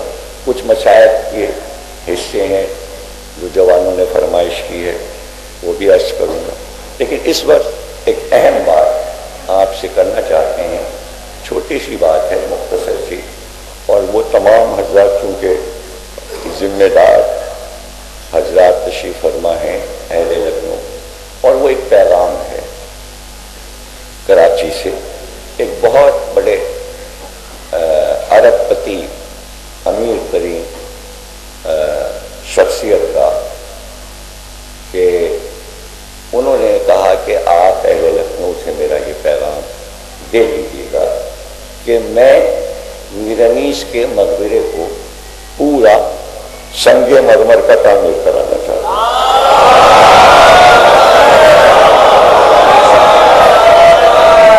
اور قبر میرانیس پر میں چاندی کی زری بنوا کر پاکستان سے لا کر اس پہ چڑھانا چاہتا ہوں. اور میں چاہتا ہوں کہ میں ایک وقت کے ساتھ آؤں اور یہ کام ہو, اور ہم زیارت بھی کریں میرانیس کی قبر کی. تو میں تو نہیں سمجھ سکتا کہ ایسے ذمہ دار لوگ اتنا آسان کام نہیں کر سکتے. یہ کیسے ہو سکتا ہے؟ اور یہ سمجھ لیجیے کہ اگر میرانیس کا مقبرہ نہیں بنا تو یہ لکھنؤ کی پیشانی پر ایک قلم کا ٹیکا رہ جائے گا. اس لیے کہ ہندوستان میرانیس کی وجہ سے مشہور ہو چکا, لکھنؤ پورے ورلڈ میں مشہور ہے میرانیس کی وجہ سے. اس لیے آپ کو اپنے لکھنؤ کی جو روح ہے یعنی میرانیس, ان کی قبر آپ یہ دیکھیے کہ شیکسپیئر کا نواسا آیا میرانیس کے گھر, وہ وہاں سے چلا میرانیس کا گھر اور قبر دیکھی. تو اس نے آ کے کہا کہ بھئی ہم نے گھر بھی دیکھ لیا اور قبر بھی دیکھ لی, تو ہم نے تو یہ سنا تھا کہ اردو کا سب سے بڑا شاعر ہے میرانیس. اب ہمیں کلام دکھا دیجیے. تو نول کشور کی چھپی جلد بانسی کاغذ پر، نیوز پرنٹ پر، میلے کاغذ پہ چھپی ہوئی کسی نے اسے پیش کی. اس نے کہا یا تو میرنیز بڑے شاعر نہیں ہیں یا آپ انتہائی مردہ قوم ہیں کہ اتنے بڑے شاعر کا کلام آپ نے اتنے گھٹیا کاغذ پہ چھاپا ہوا اور مقبرے کا یہ عالم ہے اور گھر کا یہ عالم ہے. تو کہنے کا مطلب یہ ہے کہ فارنرس آتے ہیں، آئیں تو جب اتنی بڑی بڑی عمارتیں بن رہی ہیں، لکھنؤ وہ گومتی نگر دیکھنے گیا تو میں نے کہا یہ تو پوری جنت بنی ہوئی ہے یہاں. تو کتنا کروڑوں ڈالر صرف گومتی نگر پہ خرچ میں، لائٹ لائٹ لائٹ لائٹ. پتہ نہیں کہ رات میں کچھ سمجھ نہیں آیا کہ میں کس فردوس سے بری میں آ گیا. تو جب یہ سب کچھ بن سکتا ہے، اتنے اونچے اونچے ہوٹل بن سکتے ہیں، دبئی میں برج العرب جیسا سمندر میں سے اٹھ کے ایک ہوٹل بن سکتا ہے، تو ان سب کاموں کے لیے تو دنیا والوں کے پاس پیسہ ہے. اور علم و ادب کی دنیا جو سجا گیا، اس کی قبر سجانے کے لیے کسی میں جذبہ نہیں ہے. اگر کسی کے دل میں زیادہ ہے جذبہ تو پھر اس کے ساتھ تعاون کیجیے. اور تعاون یہ ہے کہ میں تو بار بار یہ کہہ رہا ہوں کہ بھائی دیکھیے سکھ حضرات یہاں سے جاتے ہیں زیارت کرنے، وہاں گرو نانک کا گھر اور ولادت گاہ بنی وہی دیکھنے جاتے ہیں تو پاکستان ویزا دیتا ہے. معین الدین چشتی اجمیری کے یہاں زائرین آتے ہیں، نظام الدین اولیاء کے یہاں آتے ہیں، پانی پر بولی شاہ قلندر کے یہاں جاتے ہیں. تو لکھنؤ والے اپنے یہاں زائرین کو کیوں نہیں بلاتے میرنیز کی قبر کی زیارت کے لیے؟ ہزاروں لوگ تڑپ رہے ہیں کہ ہم میرنیز کی قبر کی زیارت کریں. قافلہ آئے، زیارت کریں، ویزا دلائیے، پورا وقت آئے، نگرانی میں حکومت کے آئے. جیسے ٹورسٹ آتے ہیں حکومت ساتھ ہوتی ہے، ان کی حفاظت ہوتی ہے. کم از کم جب حکومت خود انہیں بس پہ لے کے آئے گی تو پھر کیسے ثابت ہوگا کہ یہ دہشت گرد ہے؟ نگرانی کیجیے گا کہ بم نہ پھوڑ دیں. بھائی سب تھوڑی دہشت گرد ہے، لیکن سب تھوڑی دہشت گرد ہے. اور ابھی میں نے کہا ہے وہاں تقریر میں یہ بات کہ یہ بات تو امریکہ نے طے کر دی، انگلینڈ کی حکومت نے طے کر دی، اقوام متحدہ نے طے کر دی کہ مسلمان کے بعض فرقے دہشت گرد ہیں لیکن شیعہ دہشت گرد نہیں.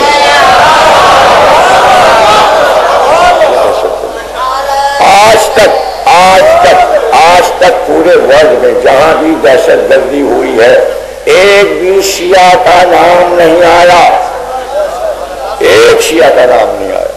دیکھیے آج دہشت گرد بم باندھ کر اپنے آپ کو پھاڑ آئے، یعنی دھماکہ کرا خود ہی مرا چلا جا رہا.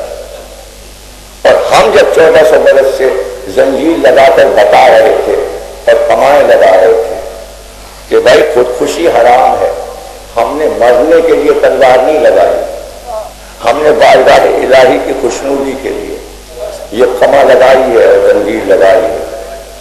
دہشت گردی میں کما اور زنجیر میں فرق کیا ہے سمجھ لیجیے.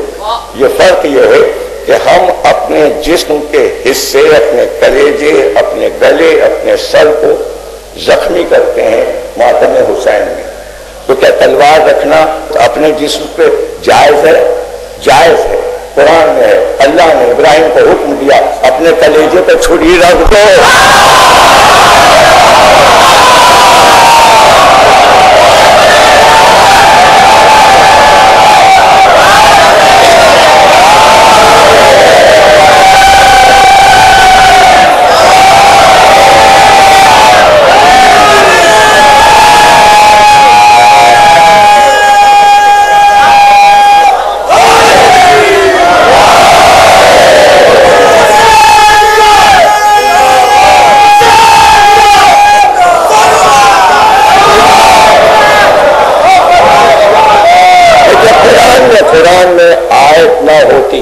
میں بتا رہا ہوں اور میں اس موضوع پر جب آپ کہیں گے تقریر کر دوں گا کہ ہماری عزاداری میں کوئی چیز قرآن اور حدیث سے باہر نہیں. آپ نام لیجئے، میں قرآن سے ثابت کر دوں گا، میں حدیث سے ثابت کر دوں گا. ابراہیم کو اللہ نے حکم دیا بیٹے کے گلے پہ چھری رکھ دو، یعنی اپنے جسم کو تلوار کے ذریعے، چھری کے ذریعے تمثیل بنا لی. ہم اسماعیل کی شبیہ بن گئے. کیا ہو گیا؟ یہاں رکھ لیں، یہاں رکھ لیں، یہاں رکھ لیں، یہاں رکھ لیں. جسم کے حصے ہیں، سمجھ رہے ہیں آپ؟ تو ہم ڈرے کیوں نہیں؟ ڈرے اس لیے نہیں کہ ہمیں پتا تھا کہ اسماعیل بچ گئے تو ہم بھی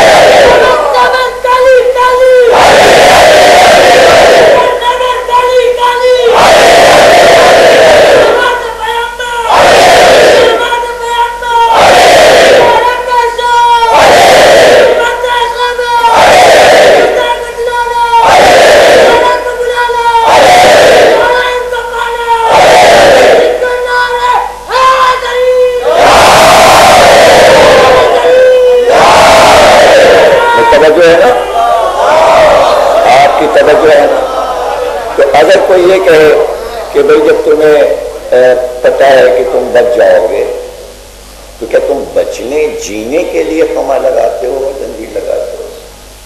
تو پھر فائدہ اسی میں تو فائدہ. ارے اسی میں تو فائدہ ہے. کیا تم شہادت کے لیے نہیں خمہ لگاتے؟ ہاں شہادت کے لیے لگاتے ہیں لیکن جینا چاہتے ہیں.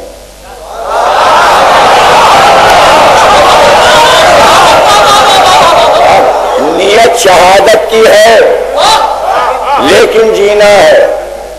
تو قرآن میں دلیل ہے. چھری گلے پہ رکھی ابراہیم نے، اسماعیل بچ گئے. اللہ نے کہا ذبیح اللہ، یہ تو ذبح ہوگا.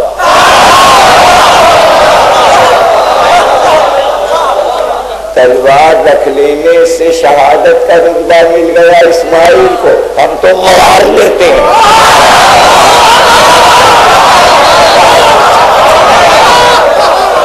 تو شہادت کا رتبہ تو ماتمدار کو مل ہی جاتا ہے. شہادت کا رتبہ مل جاتا ہے. اب سوال یہ کہ جینا کیوں چاہتے ہیں آپ شہادت کا رتبہ لینے کے بعد؟ یہ بھی اسماعیل سے پوچھتے ہیں. تو حدیث پیغمبر ہے، پیغمبر سے پوچھا گیا کہ اسماعیل جو بچ گئے اور شہادت بھی مل گئی، اس کے نتائج بتائیے. کہ اس کے نتائج یہ ہوتے ہیں کہ جو شہادت کے لیے پیش کر دیا جائے اور بچ جائے تو اللہ اس کی نسل کو اتنا بڑھاتا ہے کہ روح زمین بھر جاتی ہے.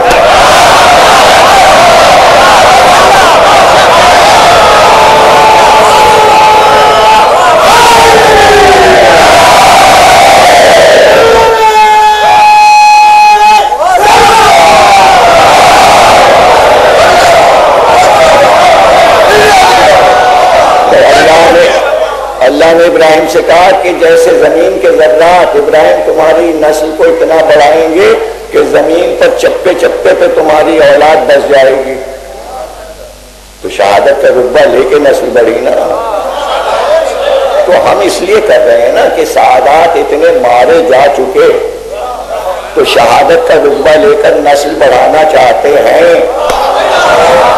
تاکہ ماتمدار اور پیدا ہوتے رہیں. نیت یہی ہے کہ ماتمدار پیدا ہوتے رہے. تو توجہ ہے آپ کی کہ بھئی یہ ساری چیزیں جو کچھ بھی ہیں تہذیبی اور ثقافتی ہیں، مذہبی اپنی جگہ. میں یہ کہا کرتا ہوں کہ دیکھیے یہ اودھ کے بادشاہوں نے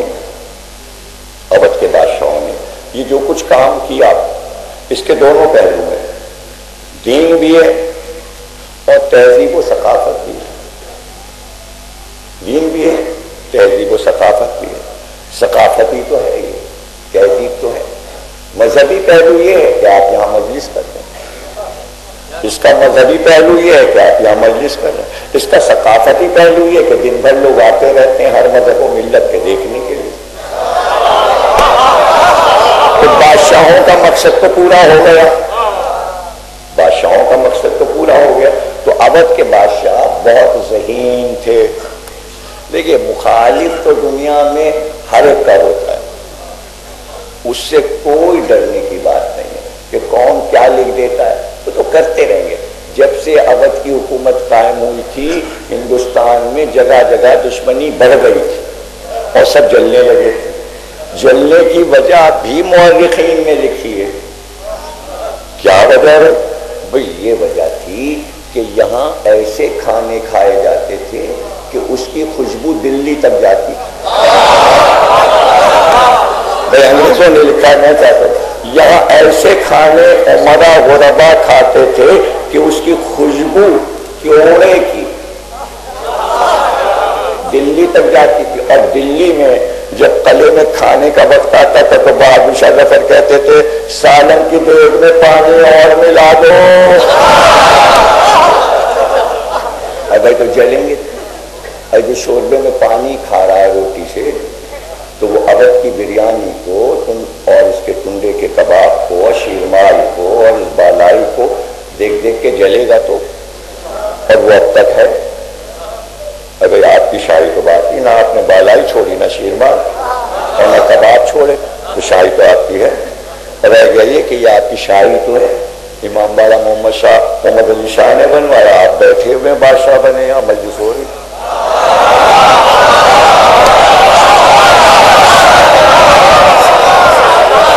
آپ کی شاہی ہے، شاہی امام باڑے میں بیٹھے تو کیا شاہ سے کم ہے؟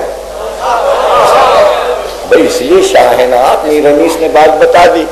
اگر آپ غیروں کی تعریف کر رہے ہوتے تو آپ کہاں ہوتے؟ آپ تو علی کی تعریف کر رہے ہیں تو آپ شاہ ہیں. آپ شاہ. اسی لیے تو میر انیس نے کہا غیر کی مدح کروں شہ کا سنا خواہ ہو کر، مجرئی اپنی ہوا کھوں سلیمان ہو کر. علی کی تعریف کرنے والا سلیمان ہوتا ہے. سلیمان بہت مرتبہ. ایک دن کچھ رنجیدہ تھے مولا علی. جناب سیدہ نے پوچھا ابو الحسن کیا بات ہے؟ کہا آج میں مسجد میں درس سن رہا تھا رسول اللہ کا، تو آج حضرت سلیمان کی بیٹی کی شادی کا حال سنا رہے تھے. رسول اللہ فرما رہے تھے کہ کیا کیا سلیمان نے دنیا کے بادشاہ نے اپنی بیٹی کو جہیز میں دیا اور کیسا جہیز تھا. بی بی بھی رنجیدہ ہو گئی یہ بات سن کے کہ علی نے یہ ذکر کیوں کیا. رات کو مولا علی سوئے تو خواب میں دیکھا کہ جناب سیدہ کے سر پہ تاج ہے اور شہزادی بنی بیٹھی ہوئی جنت کے زمرد کے تخت پر، اور ایک خوبصورت سی لڑکی ہاتھ میں پنکھا لیے سیدہ بی بی کو جھل لیے. تو مولا علی داخل ہوئے اور کہا سیدہ یہ لڑکی کون ہے؟ جناب سیدہ مسکرائیں اور کہا ابو الحسن یہ حضرت سلیمان کی بیٹی ہے.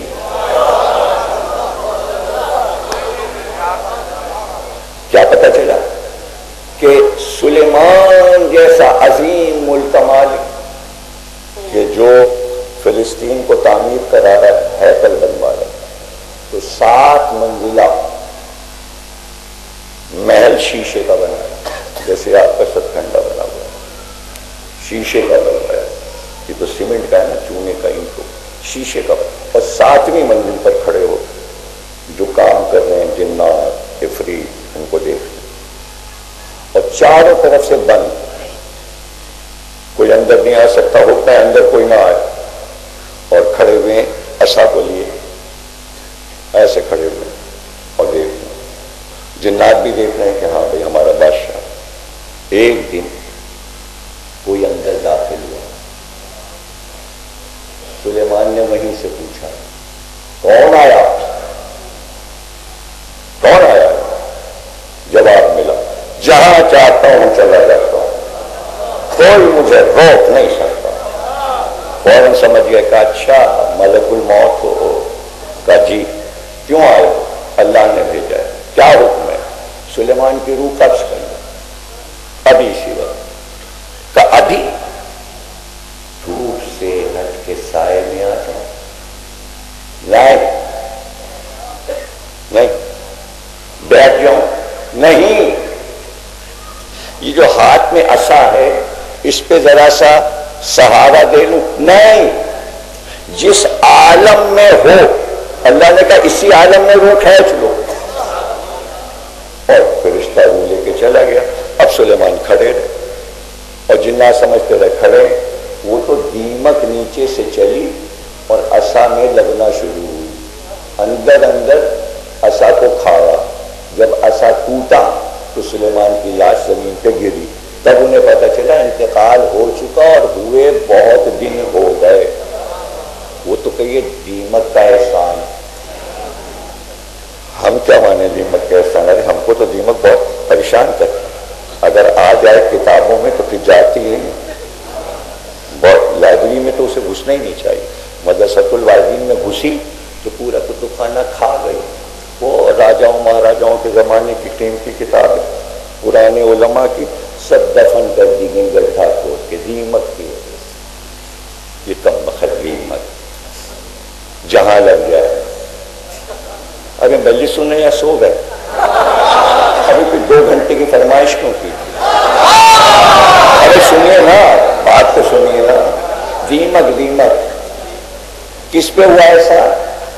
جنات آئے کہنے لگے اے دیمک ہو، تم نے بڑا احسان کیا کہ ہمارے بادشاہ کے انتقال کا ہمیں پتہ ہی نہ چلتا اگر تم ڈنڈے میں نہ گھستی، تو اب ہم تم کو مکان بنانے کے لیے پانی دیں گے۔ تو اب آپ دیکھیں دیمک لگی دیوار کو، خدا نہ کرے یہاں نہیں اشارہ کر رہا ہوں، ادھر کہیں لگی باہر کی طرف، یعنی اس ایریے سے بھی باہر، کہیں حضرت گنج لگا رہا ہے مطلب۔ اب آپ اسے توڑیے، اس میں سے نکلے گا پانی۔ یہ پانی کہاں سے لیا جائے؟ جنات دیتے ہیں، دیے جا رہے ہیں اسے پانی، اور پانی اور مٹی سے ملا کے مکان بناتی ہے۔ اب آپ کہیں گے ہم جنوں کو نہیں مانتے، نہ مانیں، اگر مسلمان ہیں تو مانیں گے۔ قرآن میں 72واں سورہ جن کا ہے، اس کا نام ہی ہے سورہ جن، تو آپ کو تو ماننا پڑے گا جنات کو، اس لیے کہ آپ کے عقیدے میں۔ اور جناب علی اللہ آپ ہی سے تو کہہ رہا ہے نہیں پیدا کیا،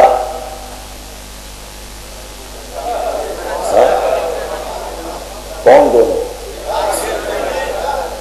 کائے کے لیے عبادت سے، تو آپ کے ساتھ جنات بھی عبادت کر رہے ہیں اور ان کو پیدا کیا گیا انسانوں کے ساتھ، تو یہ آیت تو مشہور ہے نا۔ تو جنات ہیں نا، دکھائی نہیں دیتے، جب دکھائی نہیں دیتے تو یہ بتائیے انسانوں پہ تو حکومت کر لیا انسان نے، اور جنوں پہ؟ ارے تو تقریر کا مقصد کیا تھا کہ عالمین کے ولی ہیں علی، جیسے انسانوں کے امام ایسے ہی جناتوں کے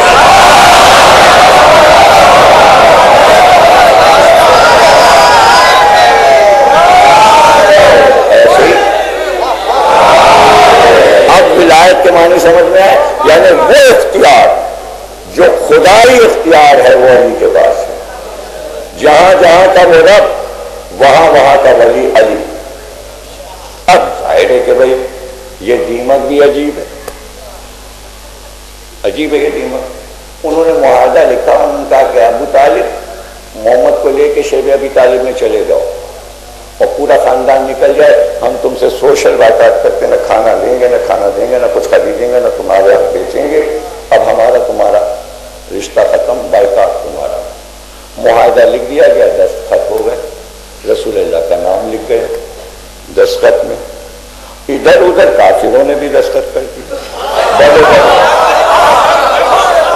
محمد کی دستخط ہو گئی سرکار دوارا، ادھر ادھر کافروں کی بھی دستخط ہو گئی، اور وہ صندوقچے میں بند کر کے انہوں نے تالا لگا کے صندوق اندر رکھ دیا، صندوق سے اندر رکھ دیا۔ ایک دن جبریل امی آئے سرکار کے پاس، کہنے لگے کہ وہ جو اللہ کہہ رہا ہے محبوب الہی، وہ جو معاہدہ لکھا گیا تھا اس کو دیمک کھا گئی، اسے دیمک کھا گئی۔ اب یہاں تو دیکھیے دیمک نے کیا جہاد، وہاں جناتوں کے لیے یہاں انسانوں کے لیے، وہ کھا گئی دیمک۔ اچھا ابو طالب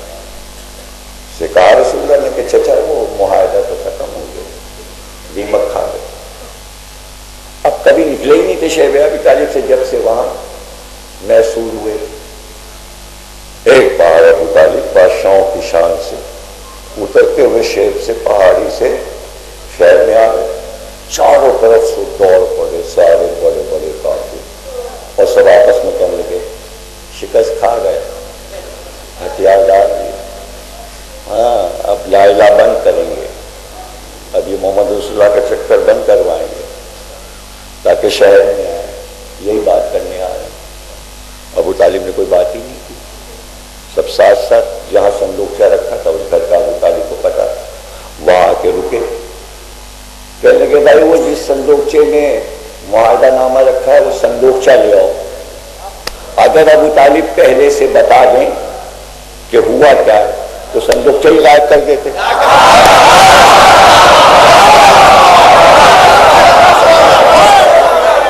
صندوقچہ غائب کر دیتے، وہ صندوقچہ لے آؤ، آ گیا، سامنے رکھا گیا، کہا کنجی لاؤ میرے سامنے کھولو، کہا کیوں کھولیں، اب تو صندوقچہ آ گیا، کیوں کھولیں، کہا اس کے اندر جو معاہدہ ہوا تھا ہمارا تمہارا، جس پہ ہمارے بھتیجے محمد کے دستخط ہیں، تم لوگوں کے سب کے دستخط ہیں، دیمک کھا گئی، پورا کاغذ دیمک کھا گئی۔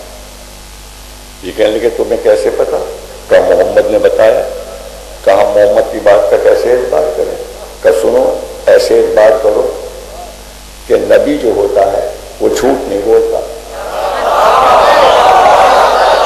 وہ سچا ہوتا ہے، اس لیے مجھے محمد کی بات پہ یقین ہے، اب تم کھولو اسے۔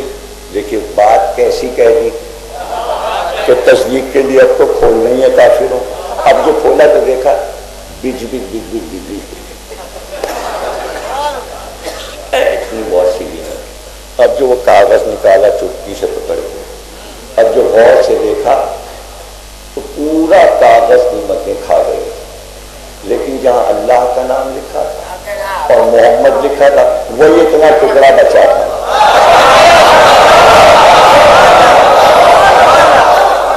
نہیں یار آپ یہ آگے والے تو ماشاءاللہ چلو بول پڑتے، پیچھے والے جو ہیں وہ پتہ نہیں، میرے خیال میں چاہ رہے ہیں کہ بس میں ختم کروں۔ اب یہ انجمن والوں کی فرمائش تھی، میں تو 2 منٹ میں ختم کر دوں، میرے لیے کیا مشکل، لیکن سنتے لیکن یہ لکھا ہے محمد کا نام، ادھر ادھر کافروں کا نام تھا، کافروں کو دیمک کھا گئی۔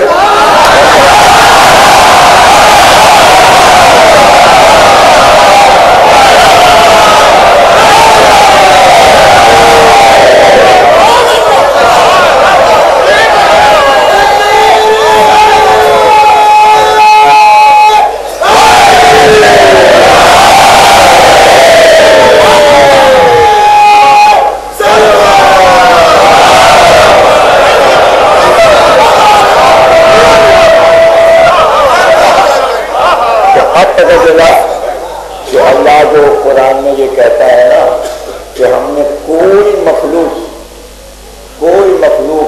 بے مقصد نہیں پیدا کی، ہر مخلوق کا کوئی نہ کوئی مقصد ہے، اور بہت سے مقصد سامنے نہیں آئے، بعد میں آ گئے ہیں، تو جس کے اللہ کو معلوم ہو کہ ہر ایک کا ایک مقصد ہے تو وہ بات اپنے اختیار سے جو اللہ نے اس کو دیا، امام کو بھی معلوم ہو، امام کو بھی معلوم ہے کہ اس کا کیا کام ہے اور اس کا کیا کام ہے، تو اب امام اگر ذوالجناح کو لے جا رہے ہیں تو اس کا کوئی کام ہے، ایسا کام ہے کہ اب تک نہ ہے،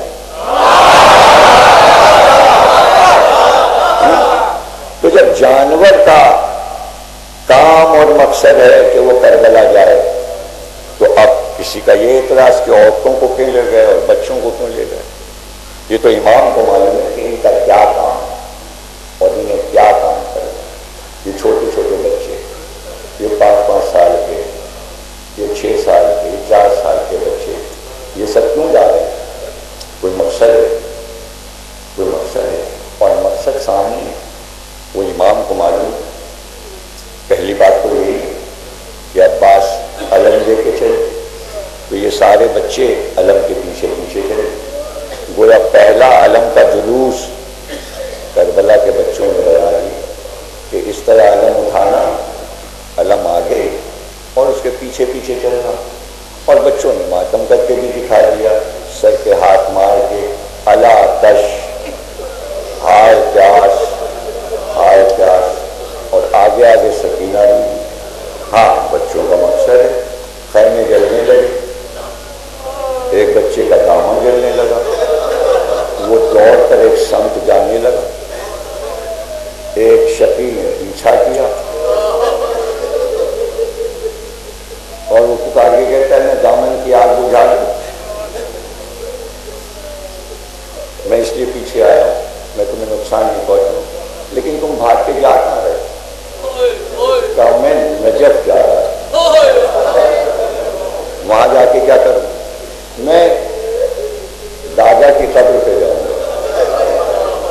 اور جا کے دادا سے کہوں گا کہ مشکل میں سب کے کام آتے ہیں، اس وقت آپ کی بیٹیوں پر مشکل پڑی۔ یہ کون ہے؟ یہ امام محمد 5 سال کے ہیں۔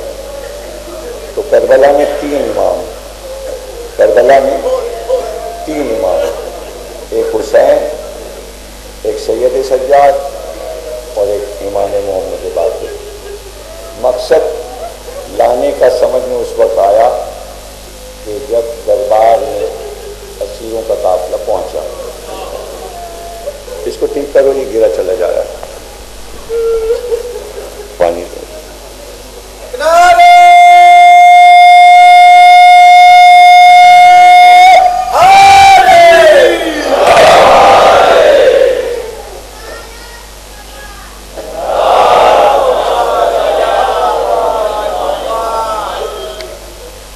جناب سید سجاد کا خطبہ ہوا، حضرت زینب کا خطبہ ہوا، حکم دیا یزید نے جلاد کو بلاؤ، سید سجاد کو قتل کرو۔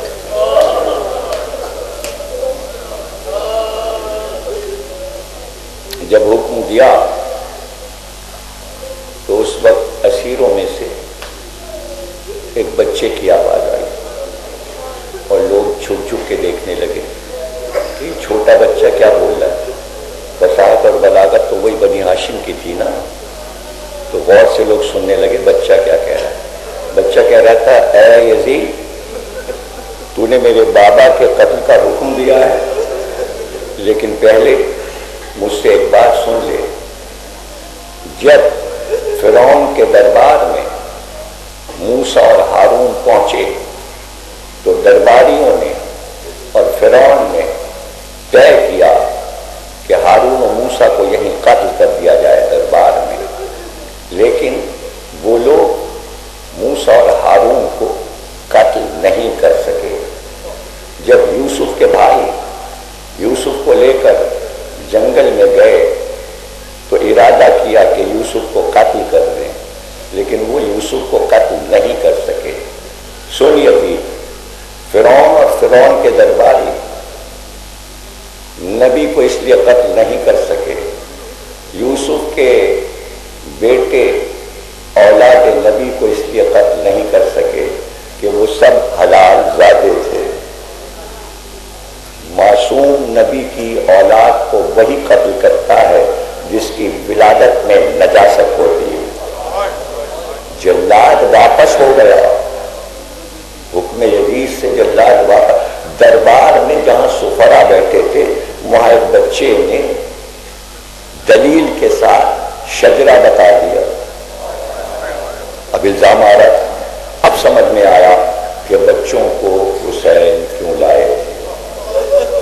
یہ تو امام تھے، لیکن سوچنا پڑتا ہے کہ سکینہ کو کیوں لائے، سکینہ بی بی کو کیوں لائے تھے۔ سکینہ بی بی کو اس لیے لائے تھے کہ قیدی آزاد کیسے ہوں گے، کیسے آزاد ہوں، یہ قید ختم کیسے ہو۔ اللہ اکبر، ایک چھوٹی سی بچی، چھوٹی سی شہزادی معصوم سکینہ۔ بڑے بڑے لوگ اگر تھوڑے سے مسائل پڑھتے ہیں تو بے قرار ہو جاتے ہیں، صرف ایک بار بیٹھ کر خاموشی سے اپنی جگہ پر یہ سوچئے گا کہ 4 سال کی بچی نے کتنی مصیبتیں دیکھی. مطلب ساری روایتیں پڑھنے کی ضرورت نہیں ہے، صرف اتنا آپ بیٹھ کے سوچ لیجیے گا کہ ایک 4 سال کی بچی نے کتنی مصیبتیں دیکھی. اب سن لیجیے کیا کیا مصیبتیں دیکھی. گھر چھوٹا، مدینہ چھوٹا، وطن چھوٹا، اور دیکھتے ہی دیکھتے سارے بھائی مارے گئے، قاسم مارے گئے، علی اکبر مارے گئے، بھائی کے سینے پر نیزہ دیکھا. پھر ایک چاہنے والا چچا تھا، اس کے شانے کاٹے گئے. پھر سکینہ نے صبح سے لے کر شام تک برستا ہوا لہو دیکھا، اور دیکھا کہ لاشیں پہ لاشیں آ رہی ہیں، لاشوں پہ لاشیں آتی جا رہی ہیں. سکینہ دیکھ رہی ہیں، کبھی بھائی کی لاش پہ روئی، کبھی چچا کے علم پہ روئی، کبھی قاسم کے لاش کے ٹکڑے پہ روئی. اور پھر دیکھتے ہی دیکھتے ایک ایسی منزل آئی کہ بابا جانے لگا. بابا کو رخصت کیا اور پھر بڑے خیمہ پہ کھڑی تھی اور دیکھ رہی تھی کہ باپ کے گلے پہ خنجر چل رہا تھا. پھر شام آئی، خیمے کو جلتے ہوئے دیکھا، خیمے سے شعلے اٹھتے ہوئے دیکھا. اور پھر مفتل میں گئی اور پھر بابا کا لاشا تیروں پہ دیکھا، سر کٹا ہوا دیکھا، گلا کٹا ہوا دیکھا. اور خود پیاسی ہیں، 4 دن سے پیاسی ہیں، پانی پیا نہیں، کھانا کھایا نہیں. اب مصیبتیں سکینہ کی کتنی ہیں. اور پھر اس کے بعد بابا نے جو پیار سے گنگے پہنائے تھے، جو مانگتے نے شوہر نے چھین کے لے لیے. کانوں سے لہو بہنے لگا، کانوں سے لہو بہنے لگا. پھر یہ دیکھا کہ پھٹیوں کے سر سے چادریں چھیننے لگی، پھٹیوں کے سروں سے چادریں چھیننے لگی. پھر یہ دیکھا کہ چاہنے والا ایک بھائی بچا تھا، اس کے ہاتھ میں ہتھکڑیاں، پیروں میں بیڑیاں، گلے میں خاردار پیر. پھر سکینہ نے مصیبتوں پر مصیبتیں دیکھی. سکینہ کھڑی دیکھ رہی تھی کربلا کے میدان میں کہ ناکے لائے جا رہے تھے اور ان پر بیویوں کو اسیر کر کے بٹھایا جا رہا تھا. اور سکینہ ایک جگہ خاموش کھڑی تھی. زینب ہماری پہ بیٹھی، حفصہ ہماری پہ بیٹھی، لیکن سکینہ رہ گئی تھی. پھر ایک خالی اونٹ لایا گیا اور اس اونٹ کی پیٹھ پر سکینہ کو رکھ کر رکھا گیا.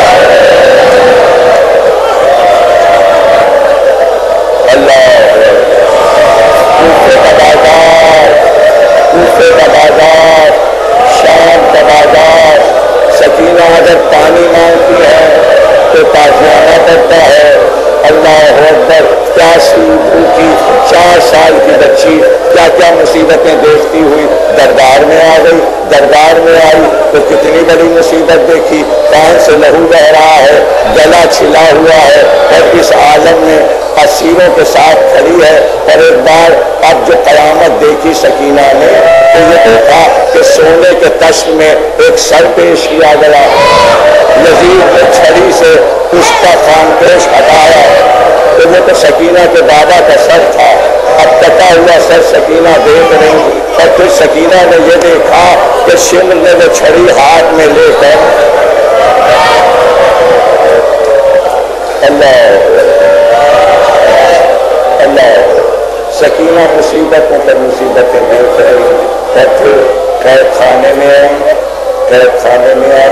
جب اتنی مصیبتیں دیکھ چکی ہیں سکینہ تو یہ بتائیے رات کو نیند آئے گی؟ دن کو نیند آئے گی؟ نہیں، رات کو روتی، دن کو روتی. جملہ سن لیجیے. تاریخ میں 2 بیٹیاں ایسی ہیں جو رات و دن روئی، یا زہرا اپنے باپ کو روئی یا سکینہ حسین. لیکن اس گھر کا دستور بھی عجیب ہے. زہرا پہ بڑی مصیبتیں پڑی، اتنی پڑی کہ خود کہا سبت علیہ مصائب اللہ، سبت علیہ سرنا لیا. بابا آپ کی بیٹی پر اتنی مصیبتیں پڑی کہ اگر دنوں کے ترتیب راتوں میں تبدیل ہو جاتے تو آپ اندازہ کیجیے زہرا پر کتنے مصائب پڑے.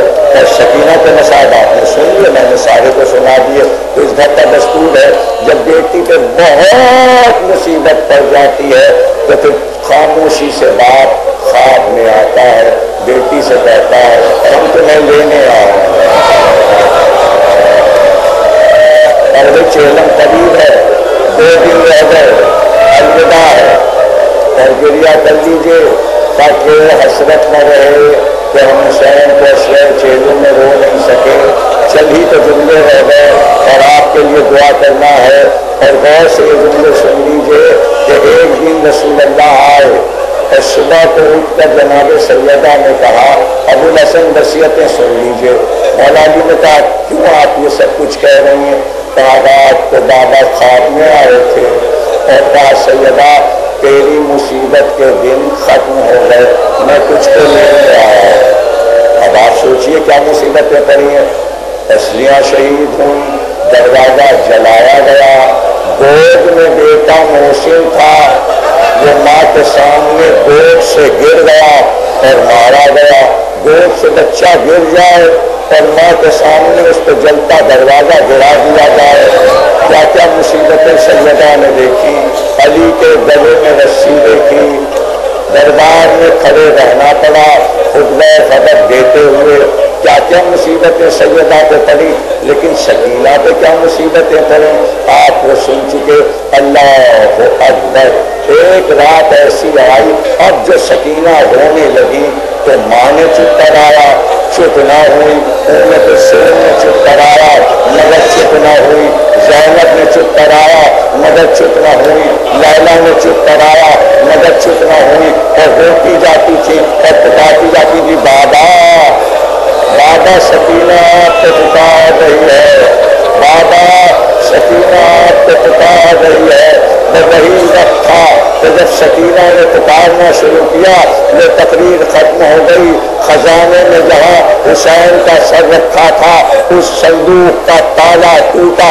یہ روایت میں کسی عام مقطع سے نہیں پڑھا، قاضی نور اللہ شوستی شہید ثالث نے اپنی کتاب میں لکھی ہے، میں وہاں سے پڑھ رہا ہوں کہ تالا ٹوٹا، تالا گرا، صندوق کا دروازہ کھلا، سر حسین ہوا میں بلند ہوا، اور ایک بار ہوا کے گوشت پہ چلا، جب قید خانے کے دروازے کے پاس پہنچا تو قید خانے کا تالا ٹوٹا، دروازہ کھلا، ایک بار اندھیرے زندہ میں روشنی پھیلی۔ سکینہ نے پکار کے کہا تجھے اماں بابا آ گئے، تجھے اماں بابا آ گئے۔ ایک بار سکینہ نے اپنا دامن پھیلایا، سر حسین سکینہ کی آگوش میں آیا۔ ایک بار بیٹی نے اپنا رخسار بابا کے رخسار پہ رکھا اور پکار کے کہا بابا وہ کان کے ملتے لیے وہ بیٹھ دیتا ہے، بابا گلے میں رسی باندھی گئی، اور اس کے بعد خاموشی چھا گئی، اس کے بعد خاموشی چھا گئی، کوئی آواز نہیں آئی، کوئی آواز نہیں آئی۔ حضرت زینب آگے بڑھی، سکینہ چپ ہو گئی، سکینہ چپ ہو گئی۔ ایک بار ہاتھ بڑھا کر پیشانی پہ ہاتھ رکھا، اب جو پیشانی پہ ہاتھ رکھا تو وہیں سے آواز دی سید سجاد انا للہ و انا الیہ